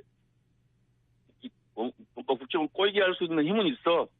그 문자나 뭐 카톡이나 통화가 오랫동안 축적되고 그 사람 성향을 분석하지 않는 한 어떻게 알아요? 친구도 아닌데. 아주 가까운 친구 사이에도 정치적 성향을 정확하게 모르는 경우도 많거든요. 사회생활 할 때 만난 사람들은. 사찰을 계속 했다는 거고요. 그리고 여기서 굉장히 재밌는 내용이라기보다는 주목할 내용은 국민의 마음에 침투해서 머릿속 생각을 바꿔야 한다고. 이거는 적군을 상대로 심리전을 펼칠 때 이런 발상을 하는 거거든요. 그래서 심리전단이 이 시발대를 운영한 거. 그렇죠. 국정원 심리전단을 실제로 운영했습니다. 자국민을 상대로 심리전 작전을 한 거예요. 그런 구상을 한 거죠. 또 한 가지 주목할 대목은 이 보고서가 내용이 풍성해가지고 주목할 대목이 많아요. 보면 보수 진영이 운용 가능한 매체들을 전부 연계해서 보수 여론을 총집결시켜야 된다. 이게 미디어 전략이거든요. 그러니까 항상 큰 선거, 대선 총선 이럴 때면 보수 미디어들은 굉장히 동일한 프레임에서 동일한 목표를 설정하고 거의 동일한 논조로 집중적으로 특정 사안을 공격하는 경우가 많아요. 그게 이런 보고서를 보다 보면 우연이 아니다. 그 뒤에 컨트롤 타워가 있다라는 심증만 있다가 또 하나의 정황이, 좀 구체적인 정황이 나온 거죠. 예. 다 묶어서. 네, 물증으로 아예 나온 거죠. 네. 매체들을 묶어서, 총 집결시켜서 목적을 달성하도록. 네. 그리고 또 이런 것도 있습니다. 각종 대형 커뮤니티 보면은 마치 자신이, 이 시점 당시로는 야권, 예. 야권, 뭐, 진보 진영의 특정 후보의 열렬 지지자인 척 한 사람들이 꼭 등장해요. 그러면서 그 진보 진영의 후보들 간을 서로 반목하고 미워하게 만드는 그런 아주 조직적인 활동이 각종 대형 커뮤니티에는 항상 있거든요. 그런데 이제 그런 활동들, 그러니까 그런 커뮤니티에서의 활동들을 독려하고 조직적으로 하라고 하는, 역시, 거기도 컨트롤 타워가 뒤에 있고, 예, 이 컨트롤 타워가 최종적으로 국정원은 아닐지언정 국정원을 손으로 움직이는 컨트롤 타워가 있는 거죠. 예. 네, 사람들이 못 찾아오게 하고 거기 분위기를 흐려버리게 하겠다라는 거죠. 못 찾아오게 하거나 서로 반목하게 하거나, 예를 들어서 뭐 경선 과정에서 서로 다른 경쟁 후보가 있는데 나중에 이제 그 중에 한 후보가 결정이 되잖아요. 그러면 이제 나머지 한 후보가 손을 들어주고 힘을 합쳐야 되는데 그 지지자들이 흩어지게 만드는 거죠. 예. 전형적인 방식인데, 예. 그게 이제 이런 보고서들을 통해서 확인이 되는 겁니다. 예. 그게 우리가 짐작했던 것들이, 예, 이 보고서에 거의 다 담겨 있습니다. 예. 제 이름도 있습니다. 나쁜 놈으로 지목되고 있어요. 네, 선거사범입니다. 선거사범. 네, 무죄 받으셨죠? 네. 네. 선거사범이고, 예. 잡아들여야 하는 사람으로. 자, 이 보고서가 굉장히 재밌습니다. 불과 뭐 10몇 페이지밖에 안 되는데도, 예, 보면은 우리가 의심해왔던 정황들 굉장히 구체적으로 담겨 있죠. 다음 뉴스는요? 네, 원세훈 전 국정원장은 지난 2012년 대선을 앞두고 직원들을 동원해서 대선에 개입한 혐의로 2심에서 유죄받은 바 있습니다. 공직선거법과 국정원법 모두 유죄였는데요. 그런데 대법원에서 사건을 파기환송했습니다. 공직선거법 일부가 무죄라는 겁니다. 그래서 어제 2년 만에 원세훈 전 원장에 대한 검찰이 다시 구형을 할 예정이었는데요. 그런데 새롭게 이번 문건이 나오면서 구형이 연기가 됐습니다. 네, 이 문건을 포함해달라는 거겠죠. 저는 사법부의 독립을 항상 얘기하잖아요. 그 사법부의 독립은 굉장히 중요하죠. 기댈 데가 거기밖에 없으니까 최종적으로는. 그런데 이제 이런 매우 민감한 정치적 사안 같은 경우에 특정 정권 하에서 과연 이것이 사법부의 독립화에 이루어진 판결인가 의구심이 가는 사람들이 많아요. 근데 이제 사법부의 판결은 최종적이고, 뒤집을 수 없고, 예. 그렇게 받아들이는 경향이 많은데 저는 그럼 사법부는 누가 견제하나? 라는 생각도 들어요. 그래서 한편으로는 이런 판결들, 법원 내에는 판결이 다 기록돼 있죠. 그런데 사법부들이 이제 이렇게 논란이 되는, 이게 사실 논란이 되는 판결 중에 하나였거든요. 원세훈 전 국정원장이 2심에서 유죄를 내렸는데도 불구하고. 예, 당시 법정 구속까지 됐었습니다. 파기환송을 했단 말이죠. 일부지만. 예. 그래서 사법부의 논란이 되는 판결들을 민간에서 뒤집을 수는 없더라도 기록하고 문제 제기하는 시스템도 저는 필요하다는 생각이 듭니다. 이제. 그것이 언론이, 일정 정도 담당해야 될 역할이라고 저는 생각도 들어요. 자, 그런 사례들을 최근에 많이 보다 보니까. 네, 정확히는 무죄 취지라는 건 아니고요. 그 증거 능력이 문제가 있다라는 거지만 사실상 무죄를 읽힐 수밖에 없는 상황이었습니다. 결과가 무죄가 되는 거잖아요. 예. 무죄라고 한 게 아니라, 예. 뭐 법의 전문가들이니까 그 법률적 용어가 중요한 게 아니고 결국은 원세훈 그 박근혜 정부의 탄생의 어떤 정당성 일부를 훼손시키는 원세훈 전 국정원장이 국정원을 동원해서 박근혜 전 대통령의 당선을 도왔다라고 하는 대목을 이제 털어주는 거죠. 이렇게 되면. 네. 자, 그런 판결들에 대해서 뒤집을 수는 없지만 문제 삼고 기록으로 남기는 그런 민간의 활동이 필요한 게 아닌가 생각이 듭니다. 저는. 자, 다음 문제, 다음 뉴스는요?